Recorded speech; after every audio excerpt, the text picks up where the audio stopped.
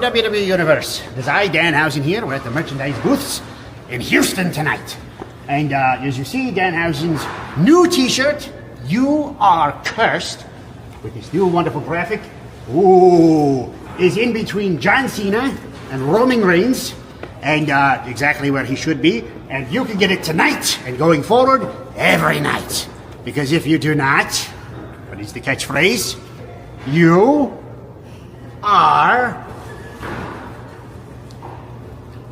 cursed.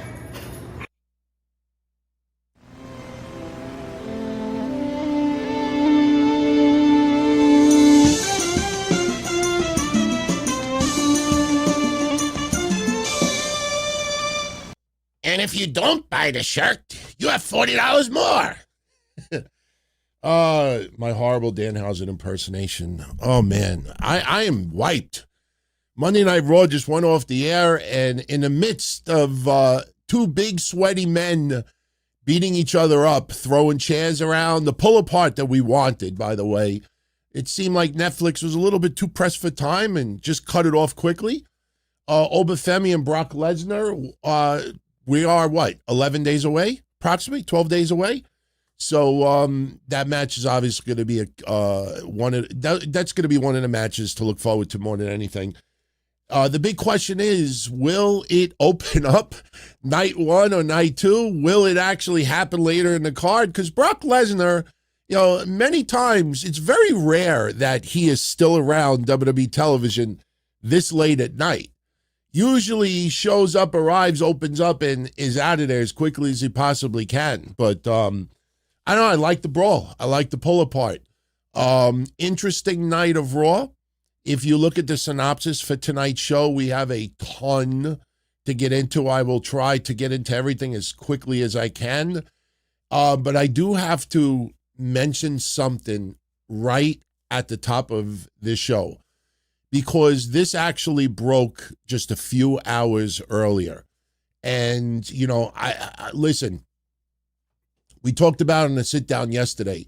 I think maybe one of my problems in the past is calling things a year in advance, 6 months in advance, 2 years in advance, having the foresight of seeing things that would develop.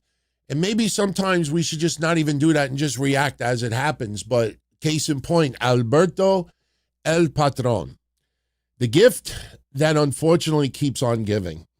I don't know if you guys saw this or not, but this is legitimately a mugshot that was taken about 3 hours ago. I remember when the announcement was made with WWE buying a good portion of AAA, you had a lot of those big journalists out there saying that WWE signed Alberto El Patron and a whole bunch of others.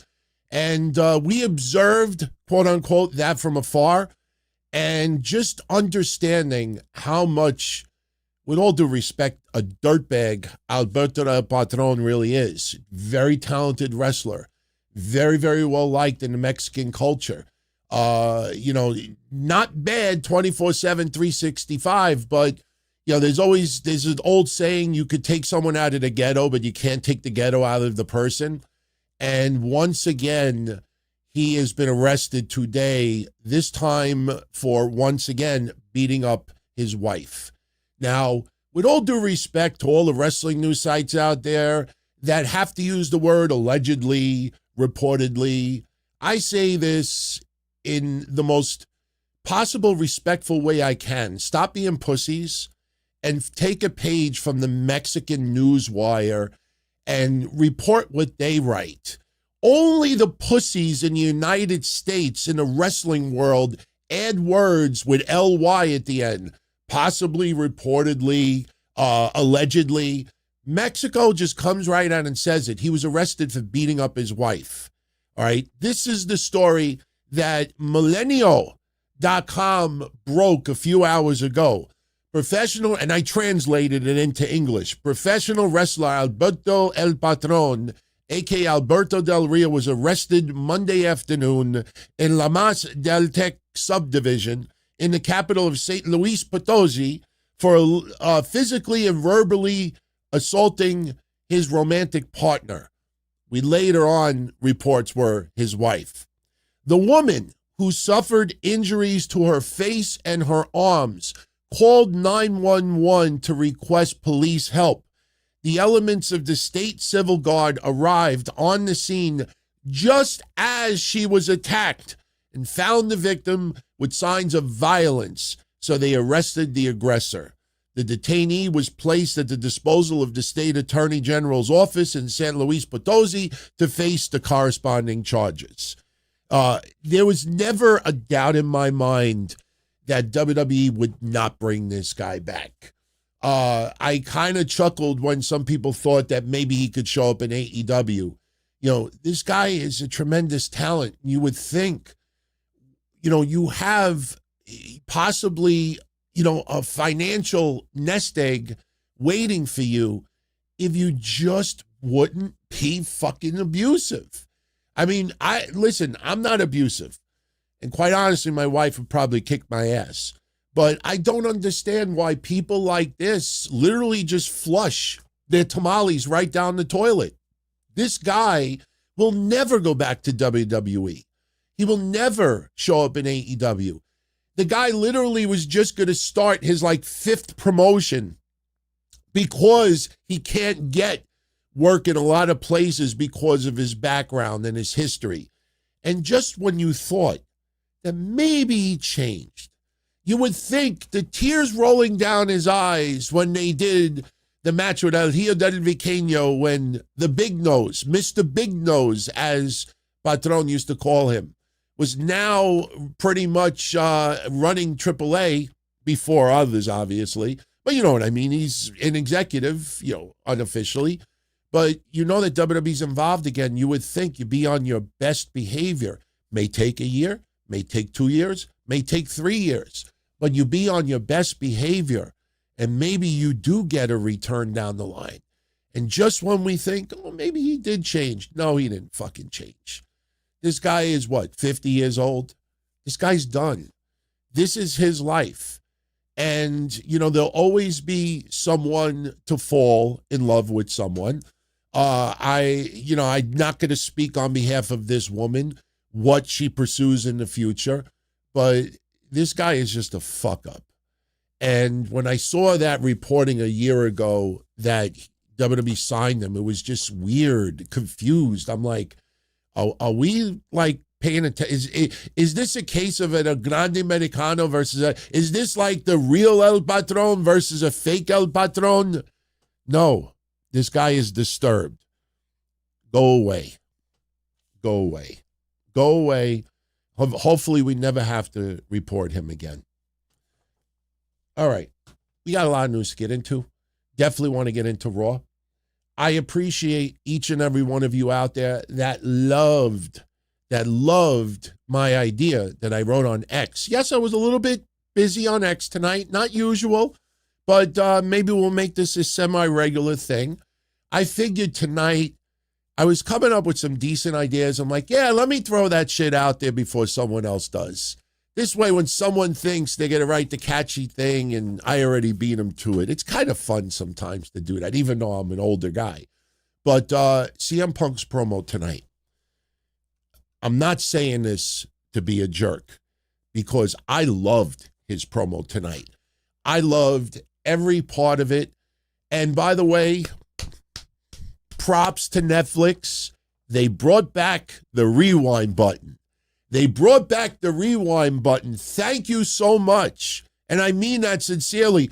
I got to hear CM Punk say that Roman Reigns is a bucktooth Nepo baby who ate dog food for a weird old man. I was like, what? What did he say? Let me rewind that. And I hit the rewind button and I was about to say, these assholes, they took away the rewind button. I go press the rewind and rewound. I'm like, oh, thank you. Oh. So I rewind it and I hear it again. You know, and look, I'm not reading no notes. I watched it enough times. I memorized it. This bucktooth Nepo baby, you know, who ate dog food for a weird old man. I loved everything about the promo. Kind of interesting to see the Usos suddenly not give a shit.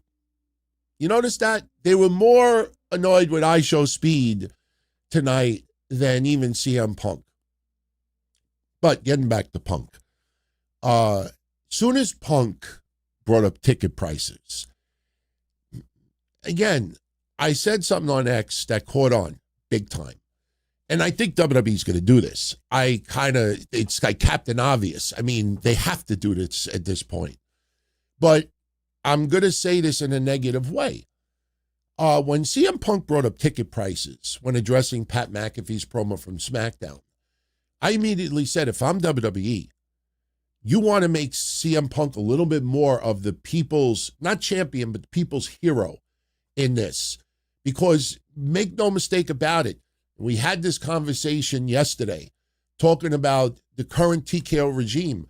Stop with this idea that Triple H will be out of a job a year from now, a year and a half from now. The only way Triple H is out of a job a year and a half from now is either WWE is sold or he dies. And I don't mean that in a morbid way. My point is stop trying to make it seem that Triple H is an outsider, that he is not in sync with Nick Khan, that he's not in sync with TKO, that he's not in sync with everyone else. When is everybody going to get it through their mind that the old wrestling company is dead? It's over. Vince is not going to come back. And even if Vince does come back to make an appearance, be a heel character, accept the Hall of Fame induction, just whatever, he's not going to run WWE again. It ain't happening. It's over. There's too many billions and billions and billions of dollars on the line. TKO is a publicly traded company. Endeavor is involved with not just wrestling, but with MMA and other forms of sports and entertainment. That's done. Stop with that mindset. And everybody who is in WWE right now, with the exception of some NXT people that feel their paychecks are a little too small, most people out there understand who they're working for.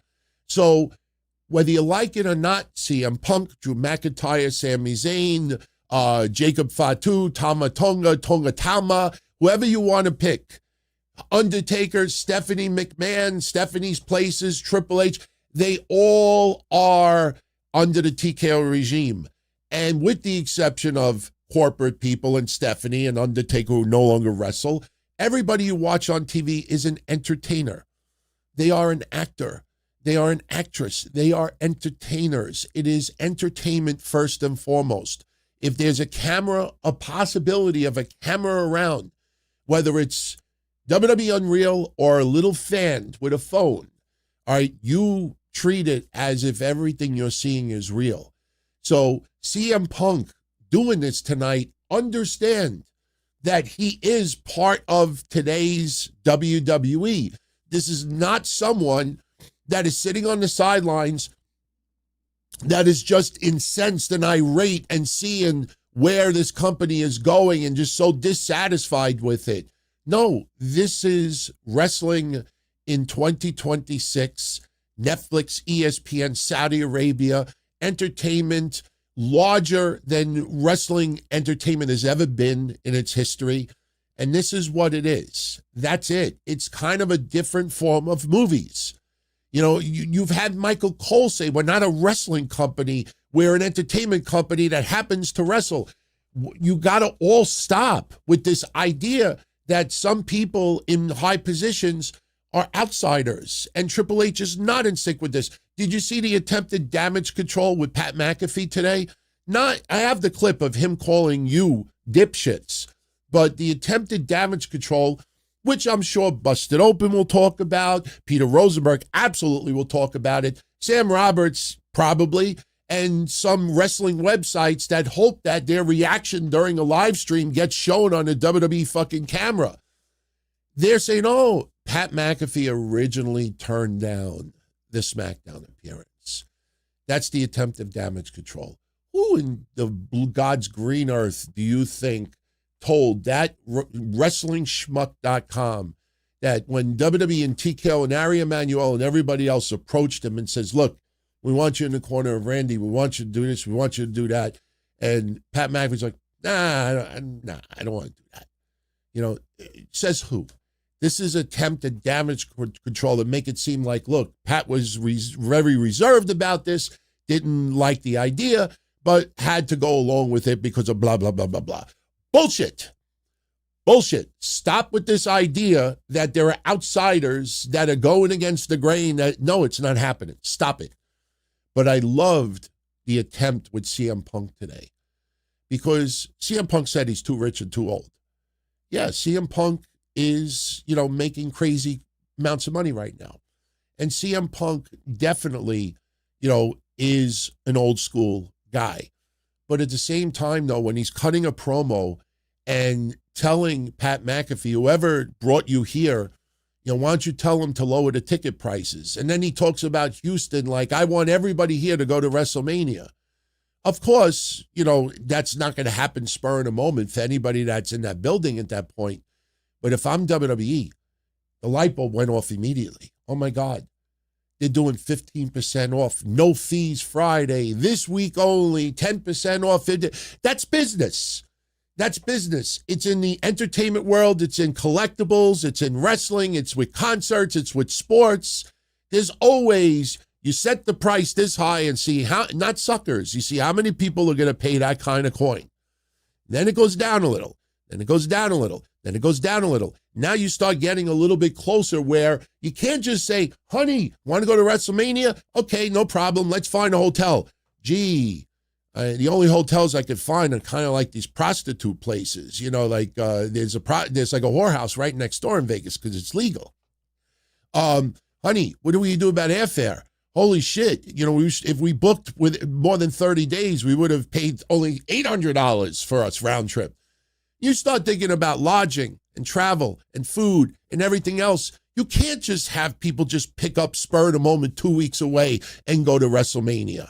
All right. But what you can do is for the people that do live around that area, for some people who already are going to WrestleMania, but are holding out for the best offer, holding out for the best buy it now price on eBay, holding out for that, one opportunity where I can get it the cheapest possible. Now you turn around and you say, all right, for 1 week only or for 5 days only, if you use the promo code PUNK, you get 20% off your tickets.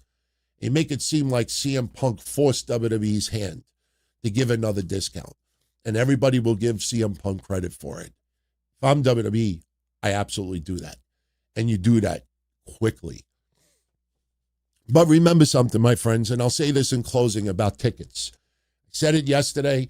I was kind of surprised at how many people I didn't think about that. I used this prop as an example yesterday. Okay, these are hotel keys from WrestleMania from several years ago. Somebody gave them to me. I got a few. All right, let's pretend I have 10,000. Actually, let's use the Steve Austin one. Let's pretend I have 10,000 of these. Okay, now, what would you rather do? Would you rather sell 10,000 of these at $10 a piece or sell 8,000 of these at $14 a piece? Now, if you only sell 8,000 of them, you'll get WrestlingVirgin.com say, WWE sold 10,000 less tickets than last year. WWE lost it.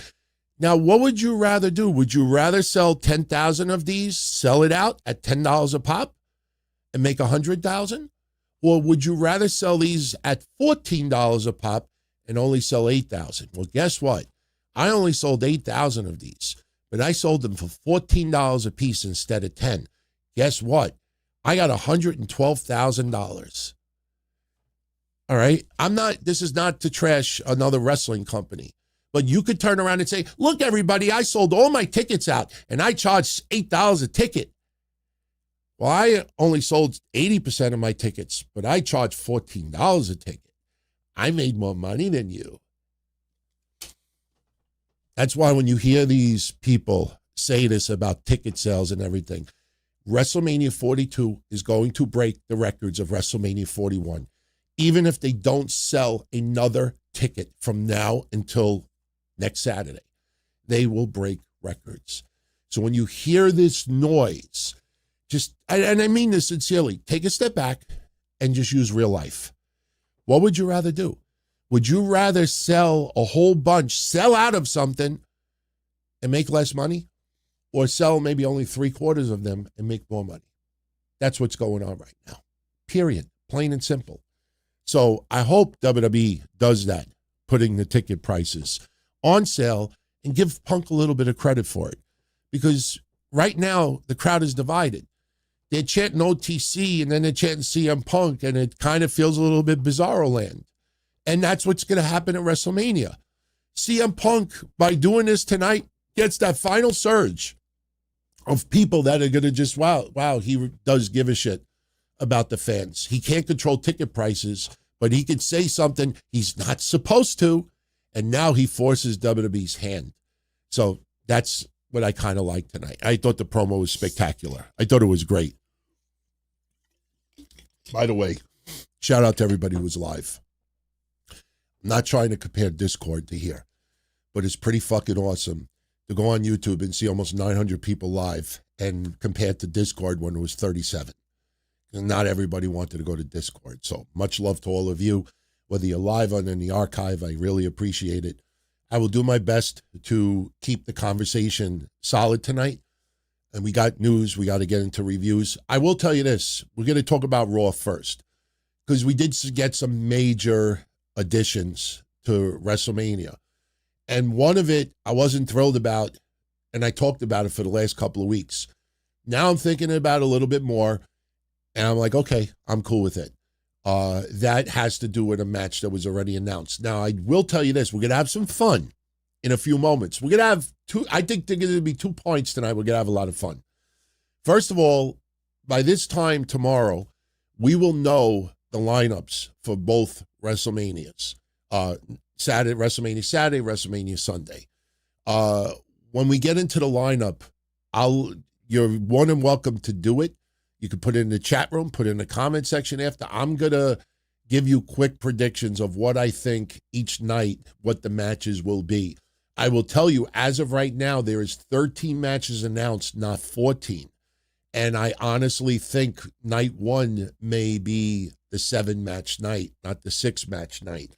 Or vice versa when we get into the matches. So we may have an uneven night of matches. We thought tonight we could possibly get Io Sky versus Asuka at WrestleMania, but that feels awfully random. Somebody yesterday on the sit-down brought up a tremendous idea. Let Kairi Sane be the referee, and I think that's tremendous. But to do it with less than 2 weeks left at WrestleMania, that is way, way, way too soon. This is like a feud out of nowhere, and trust me, Asuka and Io have been going at it for quite some time.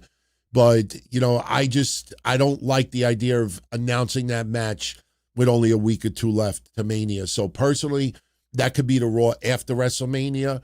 I don't think it'll happen next Monday on Raw. I think that would be a little bit wrong.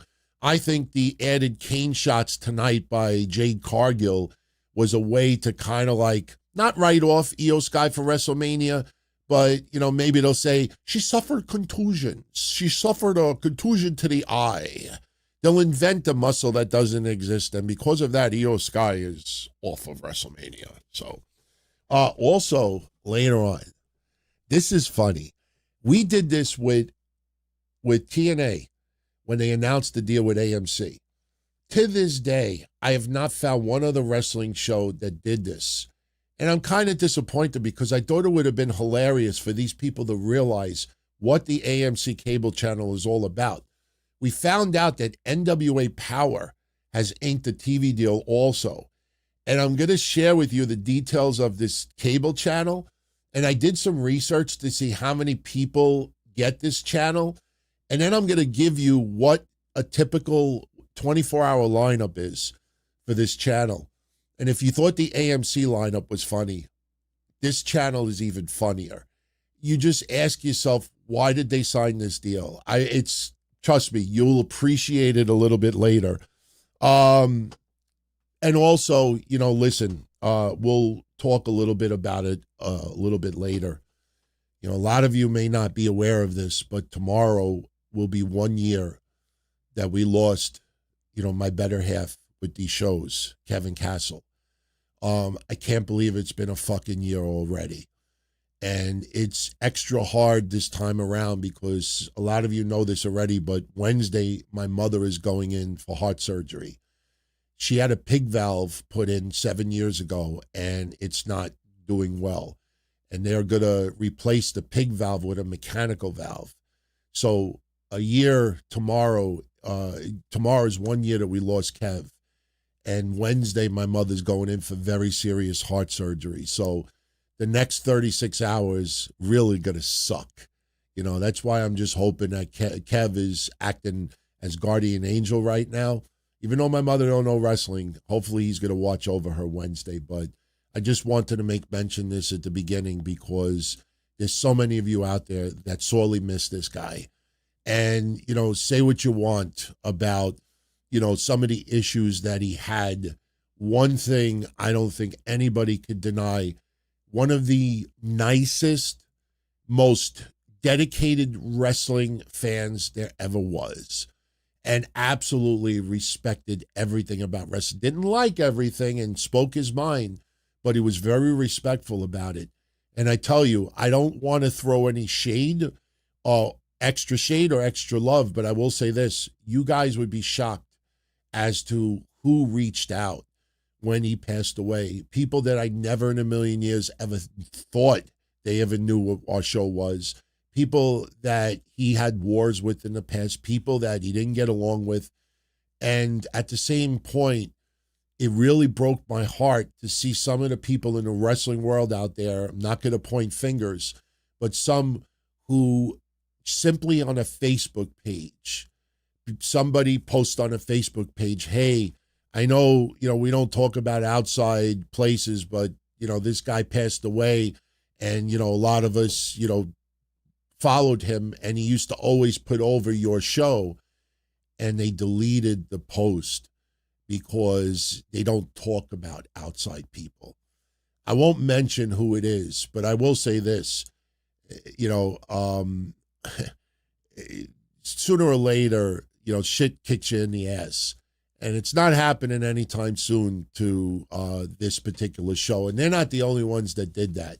But a year later, I just think to myself, wow, you know, when one of these individuals drops, you know, should we just ignore them? Not celebrate it, but I'm like, wow, some people that you would think would be the biggest assholes out there were the nicest people. And some people that you would think were some of the coolest and nicest people were the biggest assholes. And trust me, Kev is looking down on you, and he's not only watching your old asses masturbate, but he's definitely looking down and giving you a little middle finger. So I had to mention that because it still bothers me a year later, but we'll mention a little bit later. All right. I'm looking at some of the pictures for tonight's show. Charlotte Flair also. She celebrated. We're going to get into Raw right now, but I might as well bring this up now.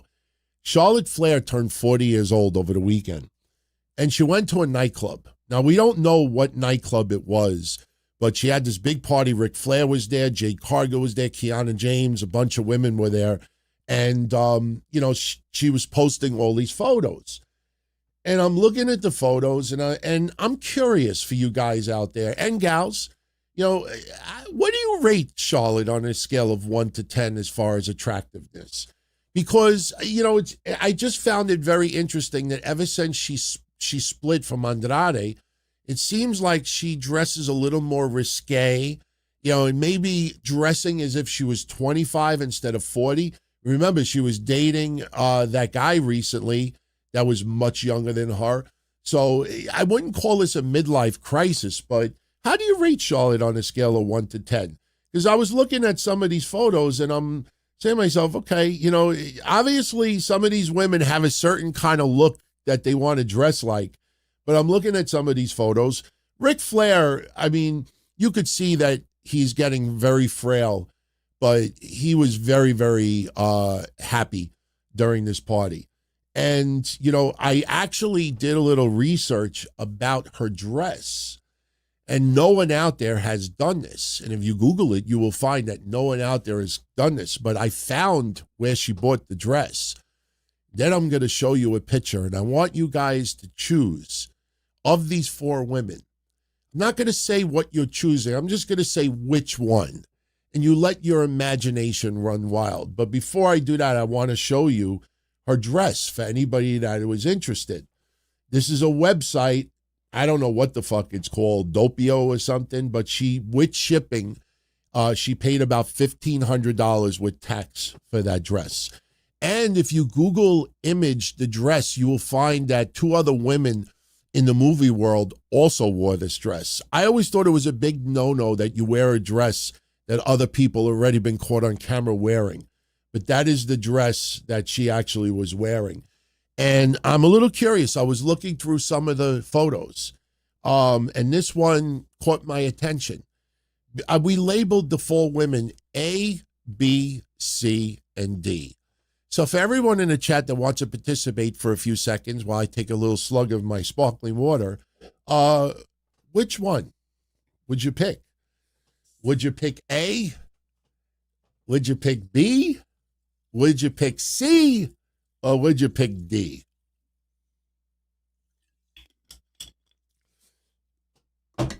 Me, I will not choose any of the 4 because I am a married man. I will not get myself in trouble. I personally think my wife blows away all of them. But no love. No love for C and no love. Well, there is some love for C. No love for D. We'll just leave it at that. All right. Let's get into Raw. We also have a death to report. Can I mention this death really quickly, and then we'll get into Raw? Because I think this is a death that you would want to know about. Yoshihisa Kishimoto. Yoshihisa Kishimoto died earlier this week, I think at the age of 64 years old. You may not know much about this guy, but if you Google his name, and if you were a fan of playing video games in the 1980s, he was the creator of one of the coolest wrestling games that ever existed, Double Dragon. I mean, all you got to do is look at that screenshot, and you'll say to yourself, holy shit, that guy made Double Dragon. But there's a wrestling connection to him as well. What this guy did in the 1980s is he felt that what video games needed was 2 fighters, you and your friends fighting not only against each other, but together as well. And in 1983, he was involved in this video game. How many of you remember Big Pro Wrestling? In Japan, it was called Tag Team Wrestling. No. Big Pro Wrestling is what it was called in Japan.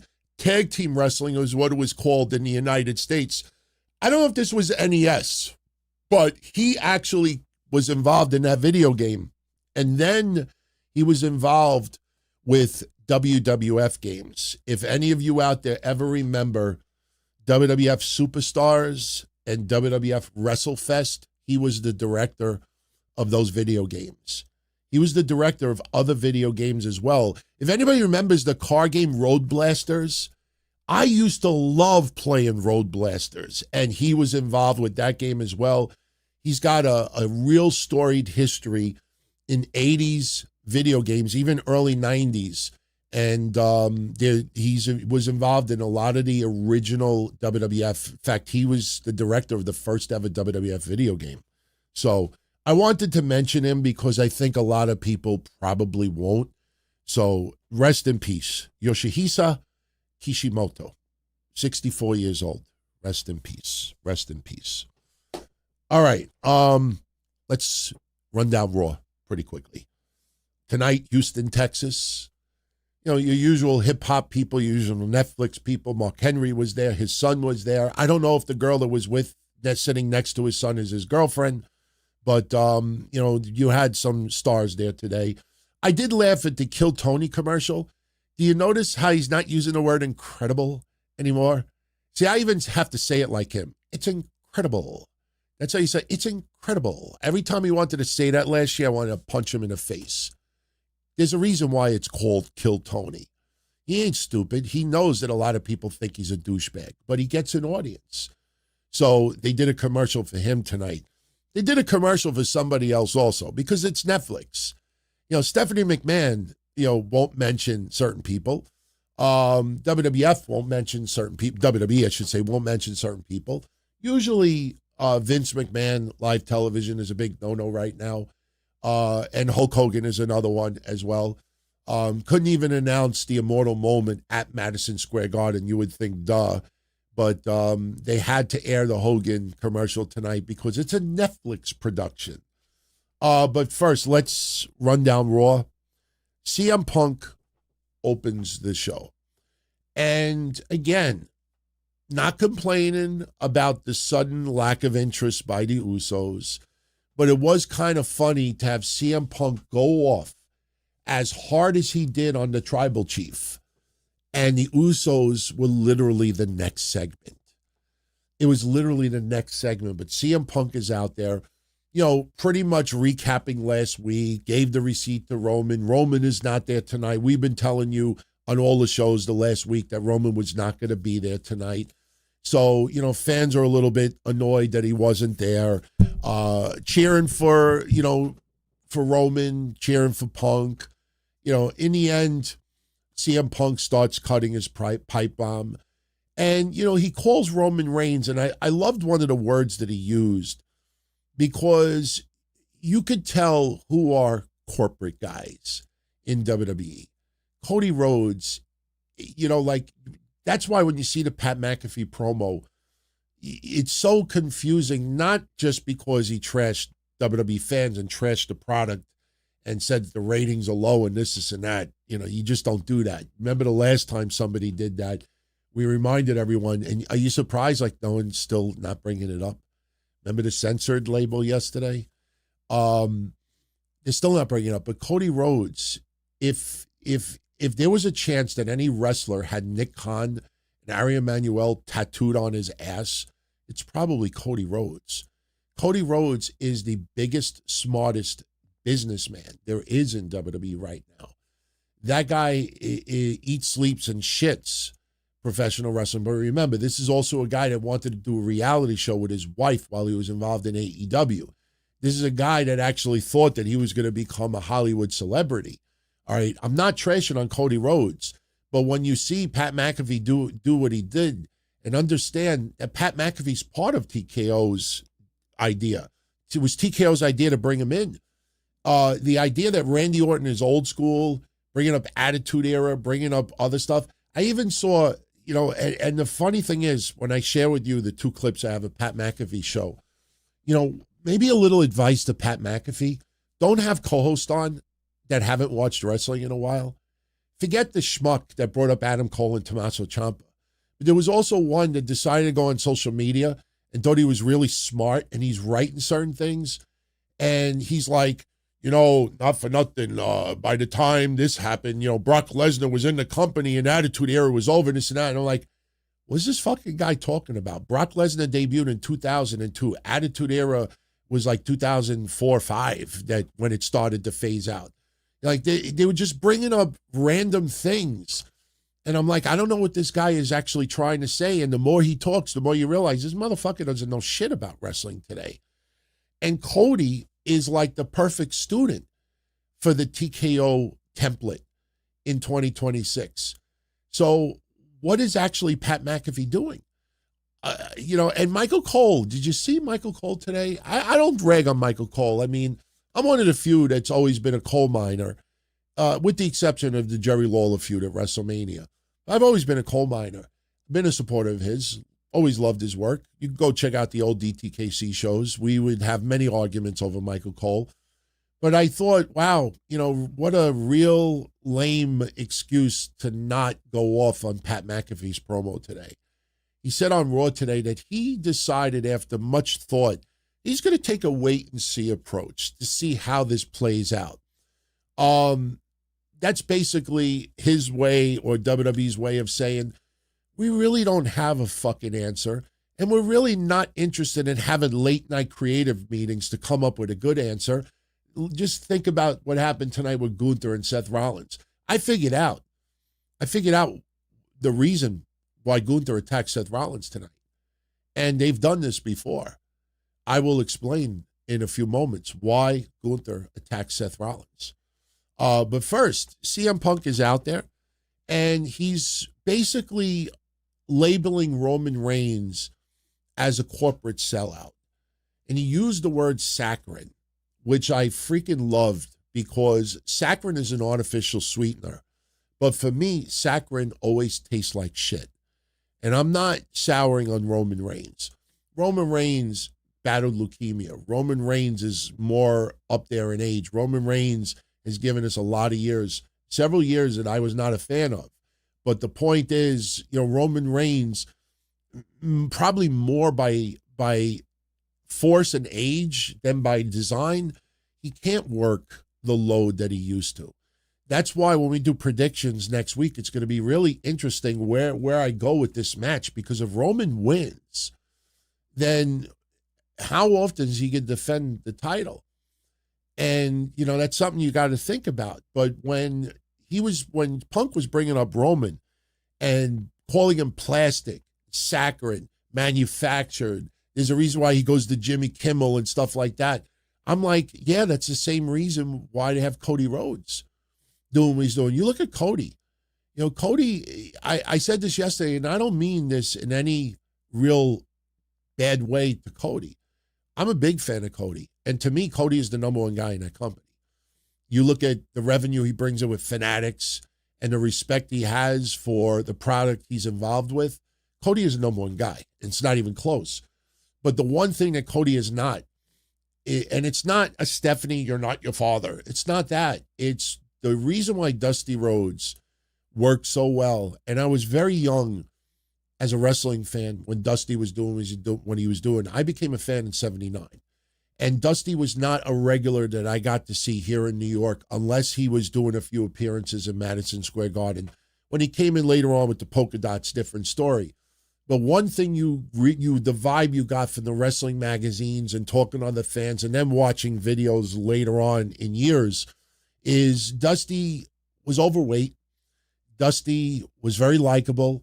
Dusty was the common man. Obviously an extremely charismatic common man that actually could work pretty good in the ring. But Dusty Rhodes was never someone that was supposed to have 5-star matches. In fact, a 5-star match was unheard of in the 70s and the 80s for the most part, unless you're like Tiger Mask or Dynamite Kid or something.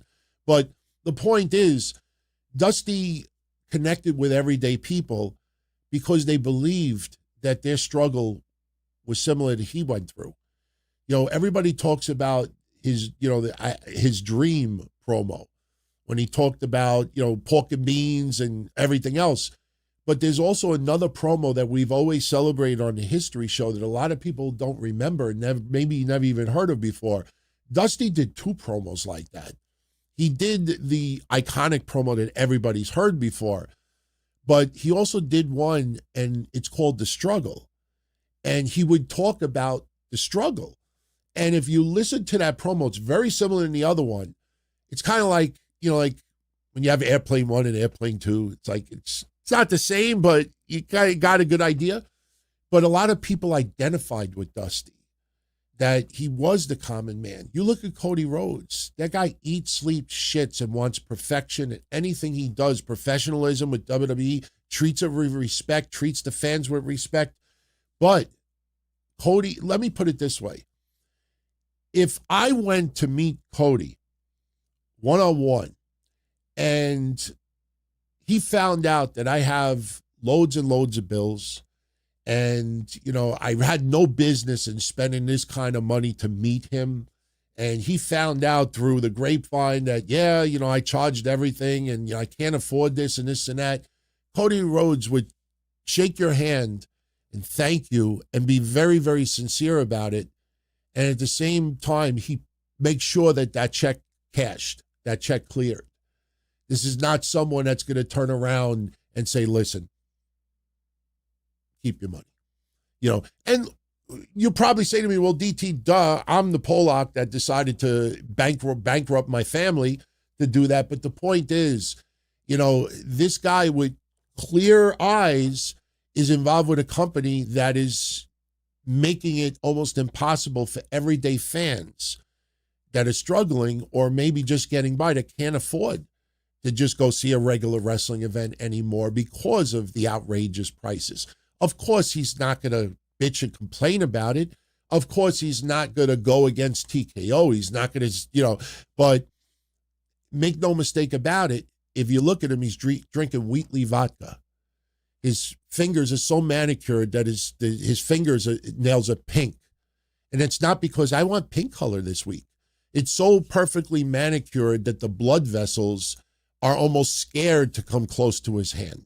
It's like everything is absolutely, I think he probably pays every week for somebody to pull out like random eyebrows. This is a guy that if you look up close, he probably looks more like a doll, like a fucking, a wax figure than anything else. So my point is, he's not the common person. He's not the everyday person. This is someone that, give you the perception, hey, he'll have a beer. He'll have a burger with someone. No, this is a guy that has the Wheatley vodka that I have to eat my pizza with a fork. And I'm not shitting on him, but my point is, you have Pat McAfee cutting this promo on behalf of TKO and talking about the current state of WWE, and yet Cody is the poster child of what this is. You can't, it's kind of like I'm married and I'm a very religious guy, you till death do us part, you do not cheat, you do not do this, do not do this, you do not. And then I invite a guy over to sleep with my wife. Like, why would TKO bring in a guy to trash their best poster child? It makes no sense. So that's why when CM Punk did what he did tonight, he had to call out Pat McAfee, because CM Punk is probably the closest person you have in that company that could be more like an everyday person. He shows up with a t-shirt. He shows up with his sneakers. He doesn't dye his facial hair brown. He keeps the grays. You probably, if we ever saw his house, it's probably very simple setup. This guy doesn't look like he lives in excess. This is someone who's probably got like a den with maybe a few trophies and, a few plaques and some memorabilia and stuff. But, I've never seen his house, but this doesn't look like Daniel Bryan always gave me that vibe as well. Daniel Bryan comes off as someone that, if you probably hung out with him, he'd probably be, like looking like, hey, what sales are at Walmart this week? Very frugal, but not cheap. Also, CM Punk comes off as someone that will do something, a good deed for someone, and not want the cameras there. Cody Rhodes now comes off as someone that when he does a good deed, fucking busted open, Sports Illustrated, everybody's got to fucking cover it. And again, I'm not crapping on him. My point is, the more you understand Cody Rhodes and his relationship with WWE and Unreal, TKO and everything else, it makes the whole Pat McAfee thing even stranger. Because if anything, Pat McAfee should have aligned with Cody Rhodes and Cody Rhodes should have turned heel. Cody Rhodes is what The Rock was to the corporation, but they didn't do that, obviously, because Cody Rhodes is too much of a moneymaker right now. Too much of a moneymaker. So you have CM Punk calling Roman Reigns saccharine, manufactured plastic. He says, I could tape 6 movies and never miss a goddamn episode of Monday Night Raw, but Roman always seems to have an excuse. Now, I'm not trying to nitpick here, but if you guys think about it, we have had numerous times where CM Punk went to do a movie, did not appear on a Raw for a week or two. So even though the promo sounded great, Punk, with all due respect, you did do movies and you were not on TV for the following week or week after. It's not his fault. We're not complaining, but when you actually split hairs, CM Punk is guilty of doing that too. He says Roman likes to show up late and leave early, and that's more of TV, because if you ever watch Roman Reigns on recent episodes of Raw, what do you get? 10:45 p.m., 10:50. Well, no, what am I saying? I'm still in the 3-hour mode. 9:30 p.m. No, what am I saying? 10:30 p.m. Now we got it right. 10:30 p.m. The fucking SUV pulls up, and it's Roman getting out of a car wearing sweatpants and a t-shirt. Not every episode is he there at the beginning of Raw and then having backstage segments. More times than not, Roman Reigns, the first time you see him, there's only 10 minutes left in a Raw episode. And, here's where CM Punk starts getting into some, very strategic wording that was necessary tonight. Kind of compared Roman Reigns to The Rock. And he said, at least The Rock is a Hollywood superstar. Oh, I'm sorry. The Rock was a Hollywood superstar. And that got an awesome pop from the crowd because you think of the Smashing Machine. Yeah, I mean, even though he was nominated for some awards, his career in Hollywood has kind of been a little bit on the decline. A few more misses than hits recently. He says that my cousin is not on the board of directors. My father didn't give me a wrestling job because I sucked at football. You're a buck-toothed Nepo baby who ate dog food for a weird old man.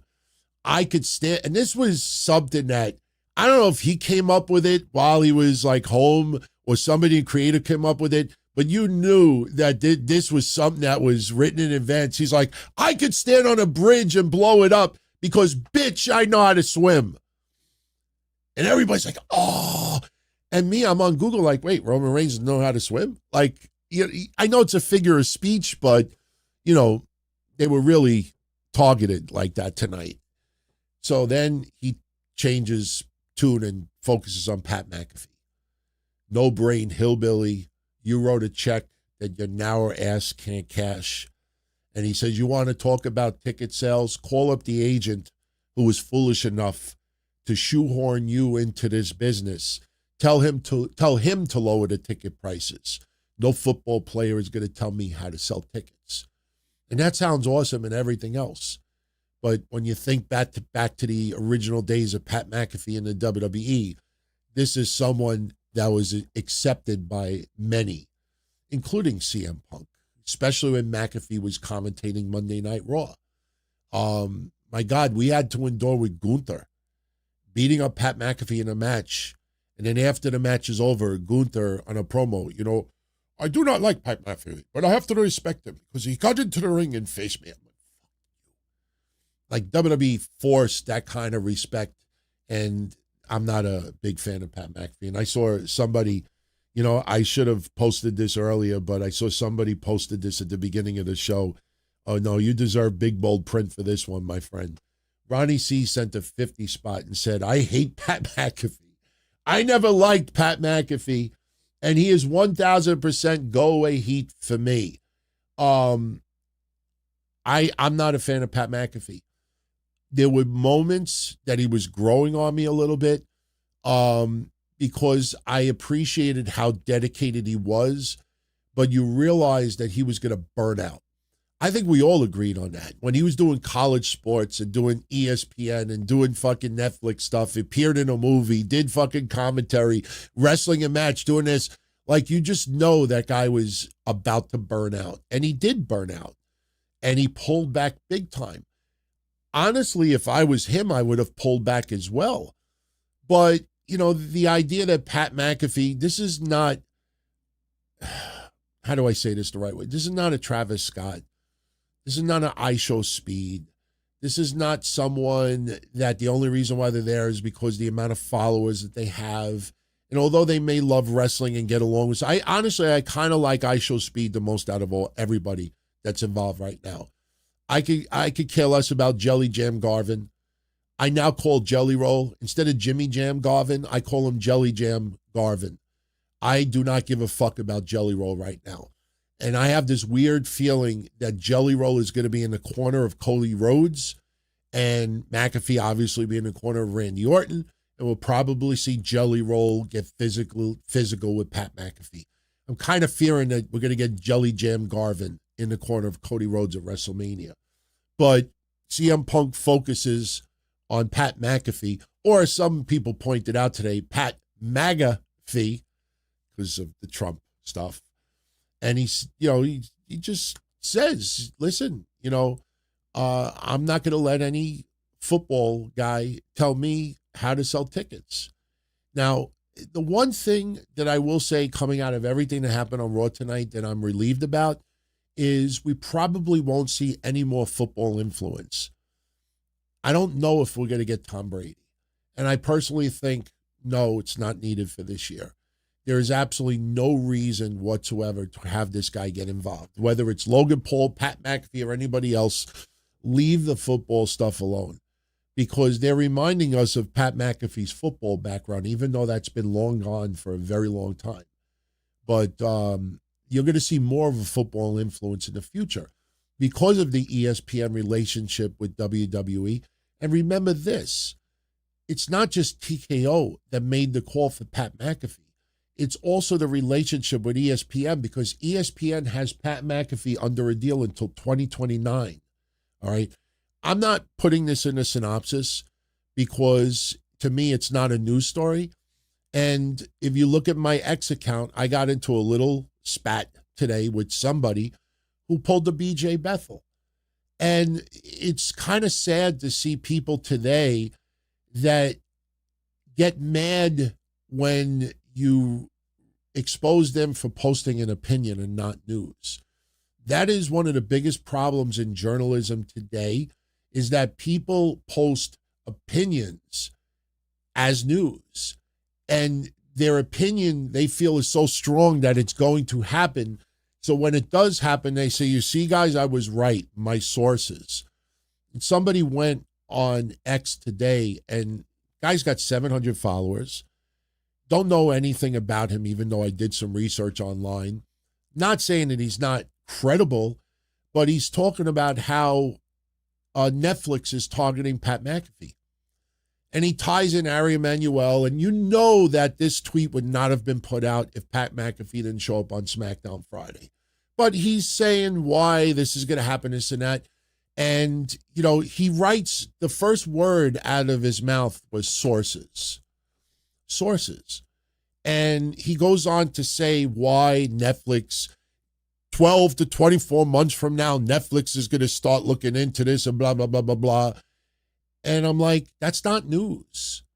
You know, that's ESPN has Pat McAfee locked until throughout 2028. We're in 2026. Why is this being brought up now?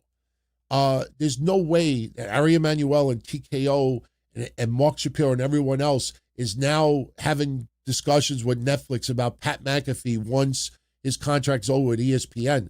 I would think that that's contract tampering 101. But not only that, who the fuck do you think anybody in Netflix, TKO, Ari Emanuel, Pat McAfee, or ESPN between Friday night and Monday afternoon just told random people online, you know, this is the reason why Ari Emanuel got involved with this, because he is all WWE through and through, and ESPN and Netflix and the ultimate idea. Here is my research on this. And I'm not saying that this guy is wrong. I think he's onto something. I think in 2029, Pat McAfee could very well end up on Netflix. That doesn't make it a news story. That's an opinion piece. There is no one legally right now in their right fucking mind is going to tell somebody with 700 followers that's not connected with any major journalism site between Friday night and Monday afternoon, it's going to give you this kind of detail. I'm not even asking for sources, but when the first word out of your mouth is sources, obviously the person doesn't know what they're talking about. So anyway, I did a little research, and what I found was that in 2025, Netflix was looking for their Pat McAfee. Pat McAfee, whether you like him or you don't like him, his podcast structure and the way he does it and the way they do things is much more unique than your typical sports show. All right, it's handled quite differently. And Netflix is not infatuated with it, but Netflix was trying to find their McAfee. And here we are almost in the first third of 2026, and still a year plus later, they have not found their McAfee. So they may be forced to sit, bite their nails, and wait until 2028, 2029, and try to get the McAfee aboard to Netflix. And of course, they'll do it. They just paid Major League Baseball $50 million so Japanese fans could watch the World Baseball Classic, not even us. And Netflix could simply give someone whatever they want, you know, and then just raise everybody's price a buck. That's what happens. Oh my God, Netflix just signed this. Oh, we got football. Oh, we got MMA. Oh, we got this, we got that. Oh, fuck, why is my bill $2 more a month? In the end, everybody pays. So my point out of all of this is, when you see this stuff with Pat McAfee, understand there is a very big relationship with ESPN here. The last thing you're going to do is shit on the sports aspect of that related to wrestling. I don't know what this was on Friday, because as I wrote on X over the weekend, there's not one person that I think in the wrestling world, after watching SmackDown Friday and said, honey, pack your bags. We're going to go to WrestleMania and watch Cody Rhodes give a receipt to Pat McAfee. Tell me who that was designed for. You know what that was designed for? To entertain themselves, to talk about it on the show. Pat McAfee today had Randy Orton's shirt on his chair. He's talking as this is 100% real. He's even saying on his shows, guys, this is real. This is WWE Unreal on the next level.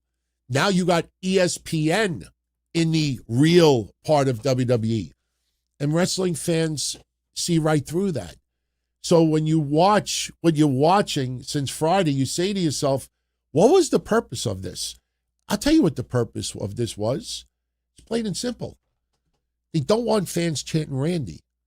They don't want fans chanting one more time if Randy Orton hits an RKO on somebody. They want somebody with Randy Orton that the fans are going to despise so much that how dare Randy align with this guy. That's all this is. This is to get more heat on Randy Orton. Plain and simple. And it's not going to work because Randy Orton is too good of a guy, too genuine of a guy. The guy has shown too much of his personality, his family life, and how awesome of a person he has become. His wife, has echoed what Randy's about. Everybody thinks Randy Orton has turned out to be one of the biggest role models of WWE. So when you see him standing next to Pat McAfee, it looks awkward because it's kind of like when Cena turned heel. Nobody believed it because as soon as the camera stopped airing, Cena is in the back with Make-A-Wish people. Cena is shaking hands with fans. Cena is still being John Cena. This wasn't a case that he was going to eat, sleep, and shit, be a total asshole for 7 months. As soon as the camera stopped rolling. And don't forget that The Rock went out of his way to tell us after the Elimination Chamber, guys, we're actors. These people are telling you to your face, listen, this is a magic trick. At the end of the day, this is acting. This is what this is. So when you see Pat McAfee do what he did on Friday, nobody buys it. So I'll show you now. We know about all the heat with McAfee the last 48 hours. Kev, God rest his soul, he and I, for a year and a half, almost 2 years, were telling you TKO was going to put their hands in the cookie jar. Netflix was going to put their hands in the cookie jar. Saudi Arabia already in the past has put their hands in the cookie jar. They're going to dictate. And if they tell Triple H jump, he's going to say, how high? Just don't make me jump too hard. I got a pacemaker. They control. WWE is on the strings right now. Remember the three amigos, ESPN, Saudi Arabia, and Netflix. You take those three away and WWE is in trouble. Trouble in paradise. So Pat McAfee goes on a show today, and I would think you would want to try to get more fans to tune in.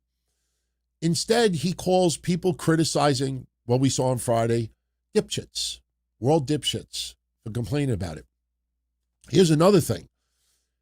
They're trying to make it seem like the internet wrestling community is not the regular wrestling fan.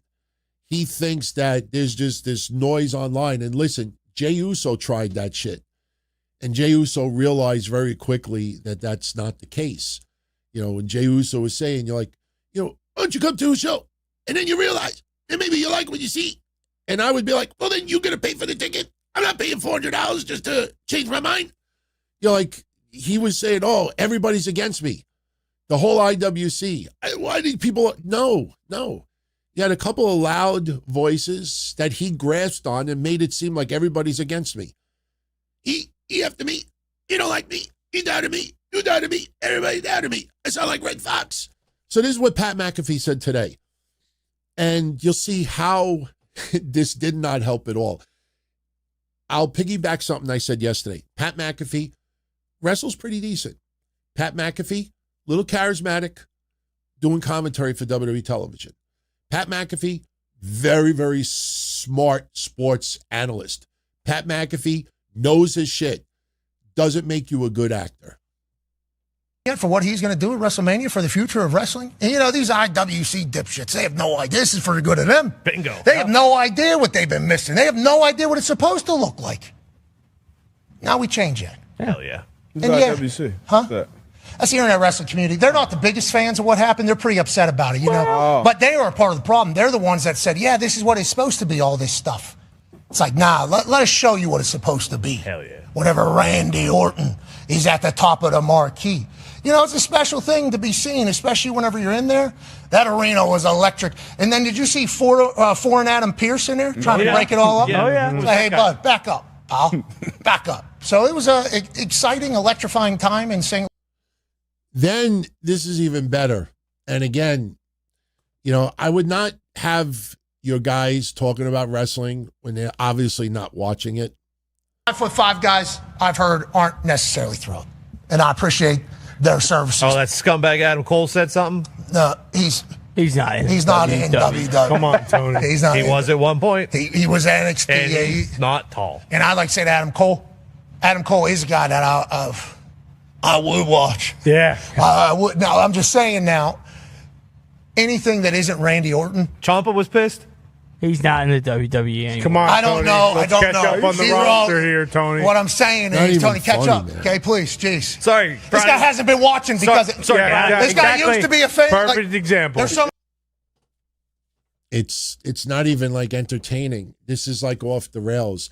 It was even like, you see Lil Yachty. I mean, we talked about it yesterday. I never in a million years thought you would ever hear me talk about Lil Yachty. I don't have any issue with him. He obviously was a lifelong wrestling fan, no doubt about it.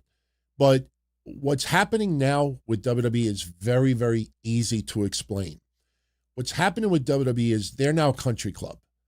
And if you are a social media influencer, if you have any type of success in the music world, the athletic world, the movie world, especially if you have anything involved with Netflix, you're allowed in the country club. All of us are not. It's kind of like the movie Caddyshack. Like everybody, all of us are Rodney Dangerfields. We're not allowed in the club. If you want to be in the club, then you have to give us a boatload of money to be part of the club. And what's happening is you have TKO and Ari Emanuel and Mark Shapiro that are reducing the number of house shows. They're, dangling in front of you and teasing you to the point that when it does come around WWE, you want it, need it, got to have it, you're going to overpay for it. And to me, it's almost like, in the relationship world, when you have, especially on the women's side of things, when you have a wife that dangles sex in front of you so she can get what she wants. I'm not going to put out. I'm going to make him really earn it. I'm going to make him work for it. I'm going to make him fucking give me everything before I give it up. And I'm not saying that has to do with me, but what I'm saying is that WWE's turned into a country club. And what's happening is you have these people out there that are part of this country club and they don't know how to react to it. And Lil Yachty is a great example of it because Lil Yachty got upset because if you saw my thumbnail for today's show, all right, you saw the Photoshop that I did. I made this, and I made sure to put the Pringles with Bert Kreischer. I made sure to put the goofy sunglasses on Pat McAfee. I made this myself. I mean, obviously with the help of computers, of course, but somebody had made one with Lil Yachty on it. And he got offended. And if you go to Lil Yachty's social media, oh my God, you would have thought there was East Coast, West Coast violence going on over here. Because Lil Yachty basically says, I love wrestling and I watch it religiously on Monday. and don't ruin my moment. And, you know, I probably know more about wrestling than you do. That's where you fuck up.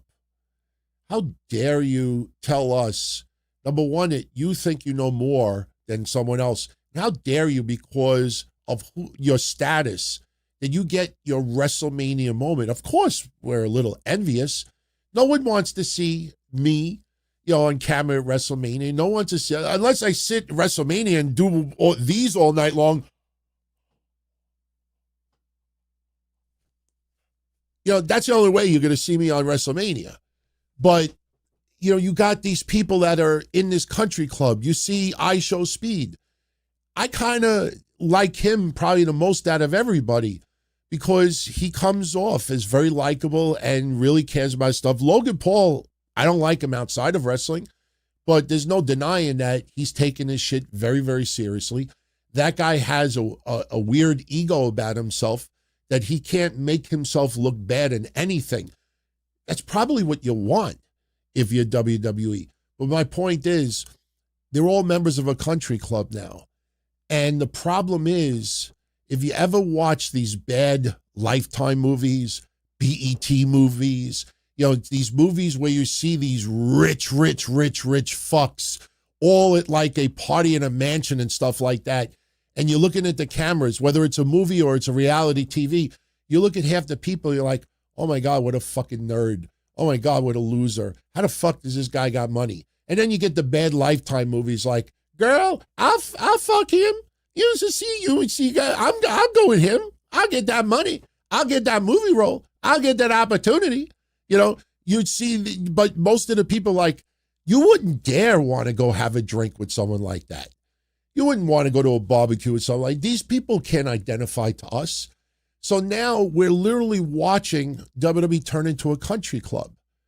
You know, they're literally having orgasms because look, rapper BBB is at ringside. And I'm like, you know, can you gush a little bit more? Oh my God, Schmucky is going to have a Netflix series. Oh my God, it's Schmucky. I'm like, take your Netflix, take your weird Major League Baseball stuff, take fucking, you know, all this garbage and flush it down the toilet. That's why everybody's so upset, because WWE's turned into a country club and we got to sit there and deal with it. And then you see members of the country club that, you know, really are more like us, but I got to be part of the country club. They're not sellouts. They're not sellouts. There's not many options out there. What do you do? Go to Major League Wrestling? Maybe. I might as well throw this out there just random because I want to. You remember this guy? Remember Trevor Lee? Cameron Grimes, 2024, crying like a baby online. He's going to change. He's going to make WWE regret that they ever released him. That was 2024. Now, do not confuse him with this Trevor Lee, 14 years old, that took out his parents, and I don't mean out to dinner. Not that Trevor Lee. This is the Trevor Lee we're talking about. So the only reason why I'm joking about this, because this was in 2024. And we actually monitored Trevor Lee for a little while, and we're like, hey, I wonder what Trevor Lee has done to, you know, revamp himself and reboot and do a gut job, and let's see, you know, does he bring back the hair and the hat and, you know, what does he do? So 2025 comes, and like, oh, he kind of looks the same. And then 2026 comes, you're like, hey, wait a minute. Hey, wait a minute. He kind of looks the same. And then we get the news today. That, look, does anything look different? Look, he signed with Major League Wrestling. He did nothing for 2+ years. He learned the only thing that's different is he doesn't have tears in his eyes anymore. It's literally the same guy. He did nothing. And now MLW finally signed him. He finally got a contract. There's not many opportunities out there. Not everybody could fucking kill it on the indie circuit. So these wrestlers right now, TKO's $200 a share. They're getting a big cut for these autograph signings. Now Liv Morgan is going to make pasta for $13,000. I don't know how much money she's going to get. If I was a single guy and I had that kind of cash, you know, I would probably let her make pasta for me. But you'd have to make a goulagia. You got to do it with garlic and oil. None of this fucking marinara stuff. No. No fettuccine Alfredo. You're going to fucking make angel hair and you're going to slice up the garlic like fucking Goodfellas with Paulie. You're going to put it over fucking olive oil and you're cooking for me. I almost said it. You're cooking for me. Liv, make my pasta. I'm giving you $13,000. Make my pasta. Give me a piece of bread. Bake the bread for me too. I want butter on my bread. Make sure that wine doesn't have any seeds in it.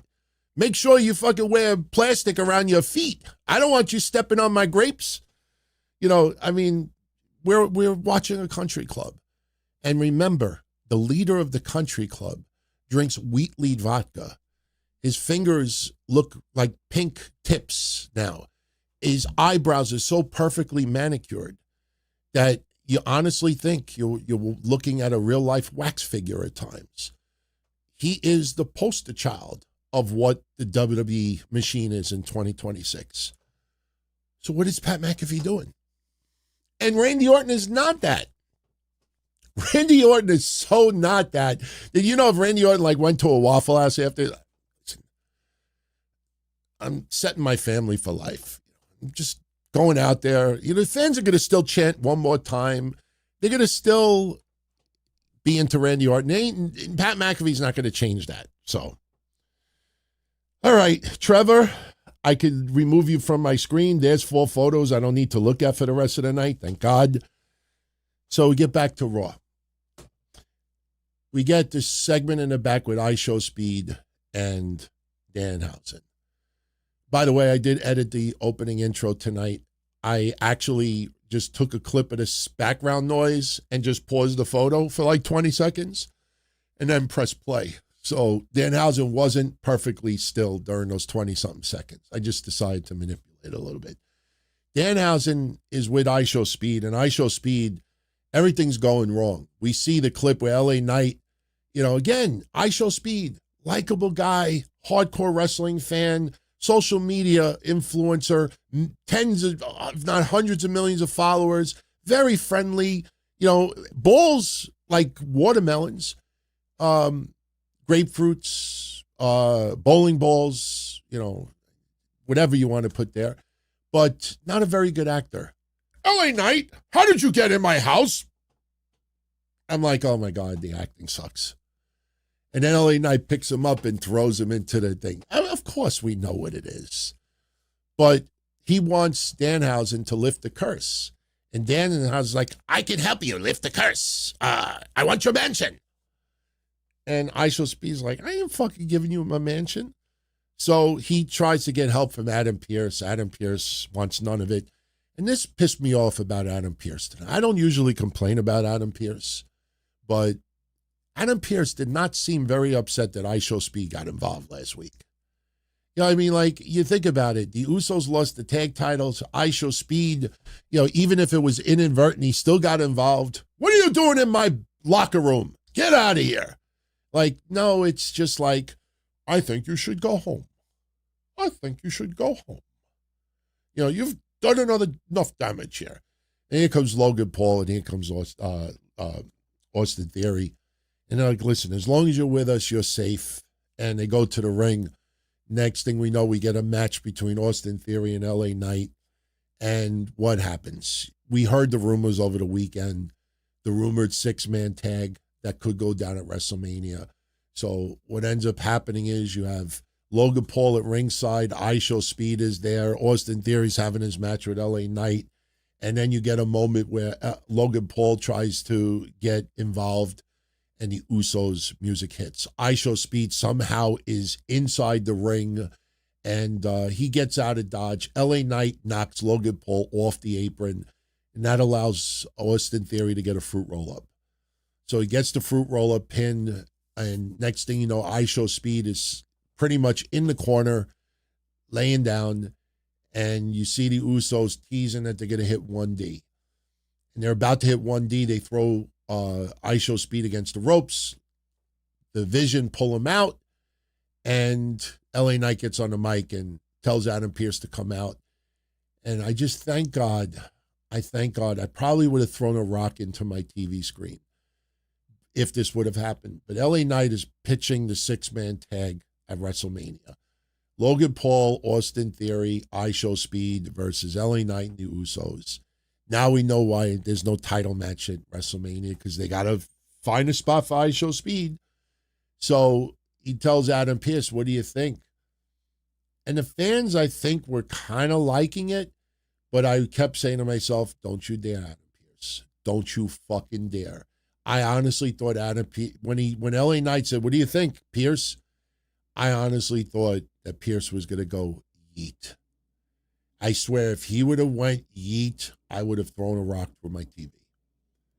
Fucking hated it. But he didn't do that. But the match is official. It is official. 6-man tag at WrestleMania.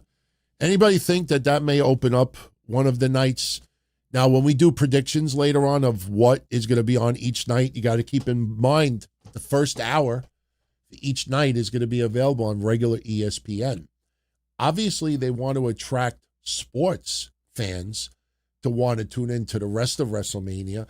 So there's got to be some type of sports attraction to it. So we'll just keep that in the back of your mind later on. So this is when Michael Cole recaps McAfee from Friday and does the pussy spot and says, after lots of thought, I will wait and see how this plays out at WrestleMania.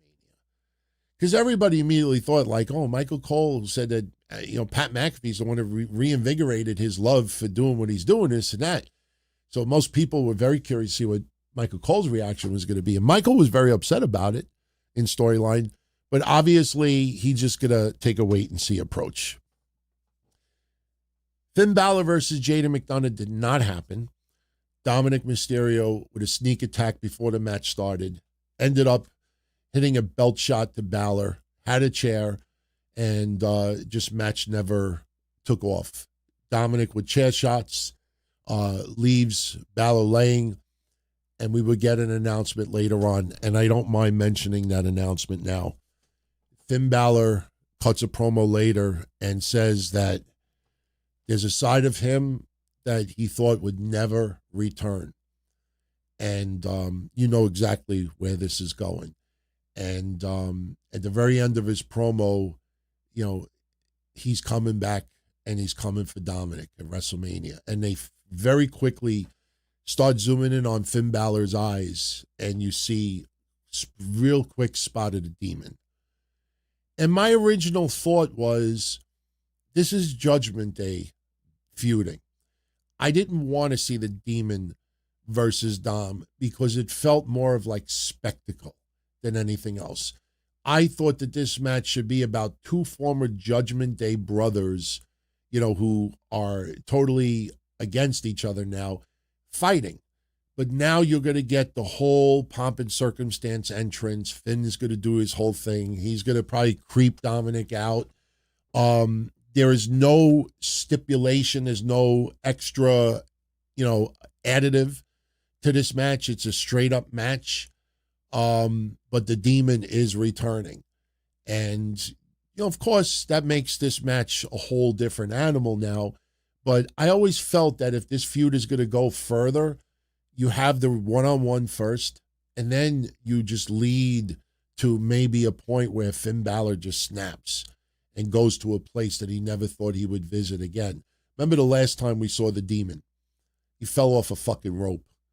I mean, obviously circumstances are a little different now, but the demon is going to be back and will happen at WrestleMania. So after further review, the play stands, after further review, I'm fine. It's just a little bit extra to remember with this. I hope the match is good. And why wouldn't it be? Dominic kills it every time he's out there. Finn Balor is one of the greatest wrestlers WWE has. Guy knows how to do it. And people have been wanting to see the demon at different points over the years, and they're finally going to get an opportunity. And you're paying that kind of money, I guess that's the right way to go. Michael Cole was supposed to have a sit-down interview with AJ Lee. Becky Lynch interrupts it from ever happening. And there's a little bit of a back and forth. And, this was pre-recorded, so obviously they made sure that this would be as on point as it could be. Basically, Becky is talking about, WrestleMania is her show. AJ Lee is talking about what she has done and why she is back. At one point, she starts giving compliments to Becky Lynch, and Becky Lynch is like, "Don't you condescend me." And you basically got the same back and forth that we've been getting. I'm your daughter's favorite wrestler. I'm your favorite wrestler's favorite this. I'm your favorite this. And there's a reason why I'm champion. And, when I left for 10 years, WWE never stopped calling, and the fans didn't forget about me. And at WrestleMania, I'm going to defeat you. And it's going to be really interesting because AJ Lee has been getting the better of Becky Lynch every single time. Could she do it again at WrestleMania? So their match is pretty set. I don't think they really need to do anything more at this point. We did see Bayley defeat Lash Legend. And I actually kind of laughed a little bit about this match because Nia Jax and Lyra at ringside. And towards the latter part of the match, I don't know what this was. I almost thought Charlotte Flair was laughing. But Alexa Bliss and Charlotte Flair come out, and Alexa Bliss jumps on Nia Jax's, back. And she's like acting like she's punching Nia Jax. If you look closely, she looks like she's giving her noogies. You ever like when you were younger, you like give someone a noogie? She's doing that. And Charlotte has like a jacket or something. And Charlotte is, I don't want to actually hit anything, but this is Charlotte's jacket. She's like whipping, but not even hard. It's almost like bad dog. I'm like, what am I watching here? And then Bayley jumps to the outside, takes all three of them out. And then she gets back in the ring, and and Lash Legend was going to hit a superplex on Bayley. And I guess they were waiting for Lyra to get in position because they were on the rope for a good 15 seconds. And, some people are like, oh my God, I hope this move comes off well. And like, it almost seemed like there was reluctance. And all of a sudden, Lash attempts to superplex, but Bayley falls on her. And while Bayley is on her, the referee starts counting, and Lyra grabs Lash Legend's foot without the referee seeing, and Bayley scores the pin. Probably not the nicest thing to do when you're a babyface wrestler, but with a fatal four-way, anything goes. So Bayley gets the pin on Lash Legend, who is one half of the tag champs. Now we get Seth Rollins, Gunther. I know some of you are going to be like, you're a dick, Don Tony. Why did Gunther do what he did last week? Why did he do it? Rollins comes out there, cuts a promo, talks about the vision, talks about Breaker's injury, talks about Bronson Reed's injury, talks about what happened last week. Next thing we know, we get a brawl with Seth Rollins and Gunther. And I'm like, oh my God. This is how they get, I think we all agree Gunther versus Seth Rollins is going to be a great match. I don't think we have any issue with it, but we're like, where's the storyline? Why would Gunther just do this? Paul Heyman insisted that he had no idea that Gunther was going to do what he did last week. How did Gunther know that Rollins was going to be there? We get a brawl. And while this is all going on, Gunther ends up getting out of Dodge, gets to the back. Rollins is still in the ring. The fans are serenading him. And then Gunther is walking in the back and he bumps into Paul Heyman. Paul Heyman looks at Gunther and he says, I don't know why you did what you did in Madison Square Garden. Because to my knowledge, there's nothing between you and Seth. But I owe you a very big thank you. And Gunther looks at Paul Heyman and says, it sure seems like it's personal for Seth Rollins because it's personal to me. Gunther extends his hand. Paul Heyman goes to shake it. Gunther pulls Paul Heyman close and says, you owe me so much more than a very big thank you. Gunther's got this smirk on his face. Paul Heyman looks like he's a shit a brick. And it's obvious Paul Heyman had no idea that Gunther was going to do this. So then I thought about it, and I'm like, I figured it out. I know exactly what WWE's doing here. The reason why Gunther did what he did to Seth Rollins last week is the same reason why Brock Lesnar attacked Cody Rhodes the night after WrestleMania a few years ago. Do you remember that storyline? Do you remember the attack? Do you remember week after week after week, we were all wondering, why did this happen? Why was it so random? Why did this continue? Why did this happen in the first place? And we never got a clear and concise explanation. And then you realize, wow, I wouldn't even call it lazy booking, as like Jim Cornette says. This was a case where WWE was just like, let's just fucking go with it. But boss, what are we expect? Fuck it. Let's just do it. It'll be awesome anyway. You had Brock Lesnar turn on Cody Rhodes, and all podcasters, including me and others, were all like, why did he do that? And, you know, you get like your Busted Opens, and you get your Rosenbergs, and you get your Girly Roberts that are like, you know, just shut up and enjoy it. Why are you always complaining? You know, it's great stuff. Fuck you. No. You remember what Michael Cole said. We're not a wrestling company. We're an entertainment company who happens to wrestle. Okay, sir. If you're an entertainment company that just happens to wrestle, why explain this form of entertainment leading to these two guys wrestling? You have no answer. I have a feeling this is where this is going. Like, they'll come up with something. Someone at some point is going to text Triple H or somebody in creative, Michael Hayes or somebody at like 4 o'clock in the morning, and be like, Michael, I figured it out. I know exactly what good to get. That's what's going to happen. Somebody in creative, someone somewhere, a light bulb is going to go off, maybe while they're sleeping, maybe while they're taking a shit, maybe while they're driving, and they're going to be like, fuck, I figured it out. And they're going to pull it over, and they're going to literally call, this is what he can say. Oh, that's amazing. Yes, let's go with it. That's what I think is going to happen. You're not going to look back at WWE Unreal Season 6 or the Summer Series, and then they're going to be like, how do we explain Gunther with Seth Rollins? Like, who's going to be the guinea pig like Road Dogs? Be like, well, boss, like, why are we doing this? Or Brian, why should Gunther attack Seth Rollins? And then the IWC will rip that person to pieces. We'll never get the explanation. That person will end up leaving, and then you realize, oh, I guess this guy wasn't so bad after all. You look at SmackDown Friday. I talked about it yesterday. You looked at SmackDown Friday. All I kept thinking to myself was, you miss Road Dogg yet? Like, it's gotten worse since Road Dogg left. Maybe Road Dogg wasn't the problem that WWE Unreal wanted you to think it was. Obviously, WWE Unreal is designed to make you think that certain things were a little bit too real. Michael Hayes going a little bit overboard about Chelsea Green, which made absolutely no sense.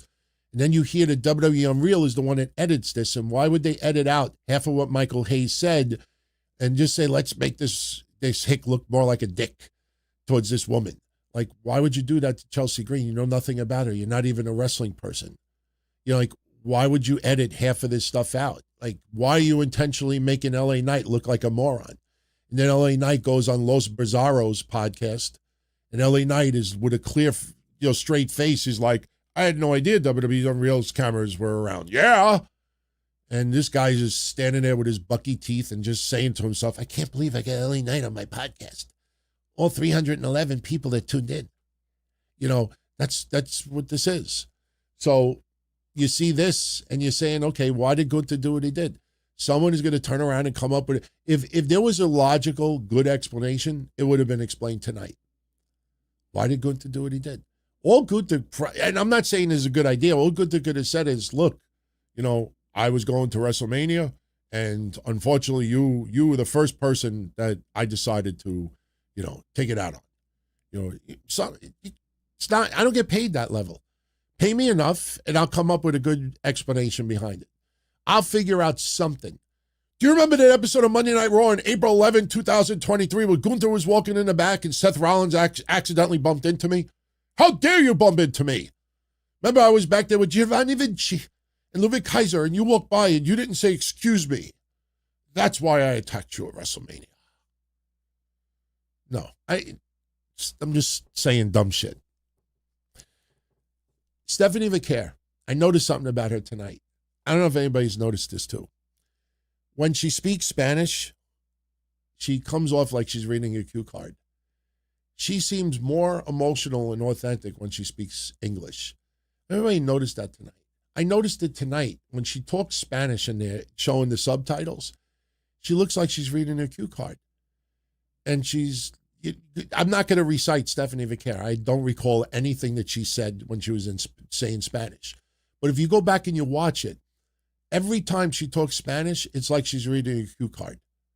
She's literally like reading line for line. Like you don't hear any anger like, puta! It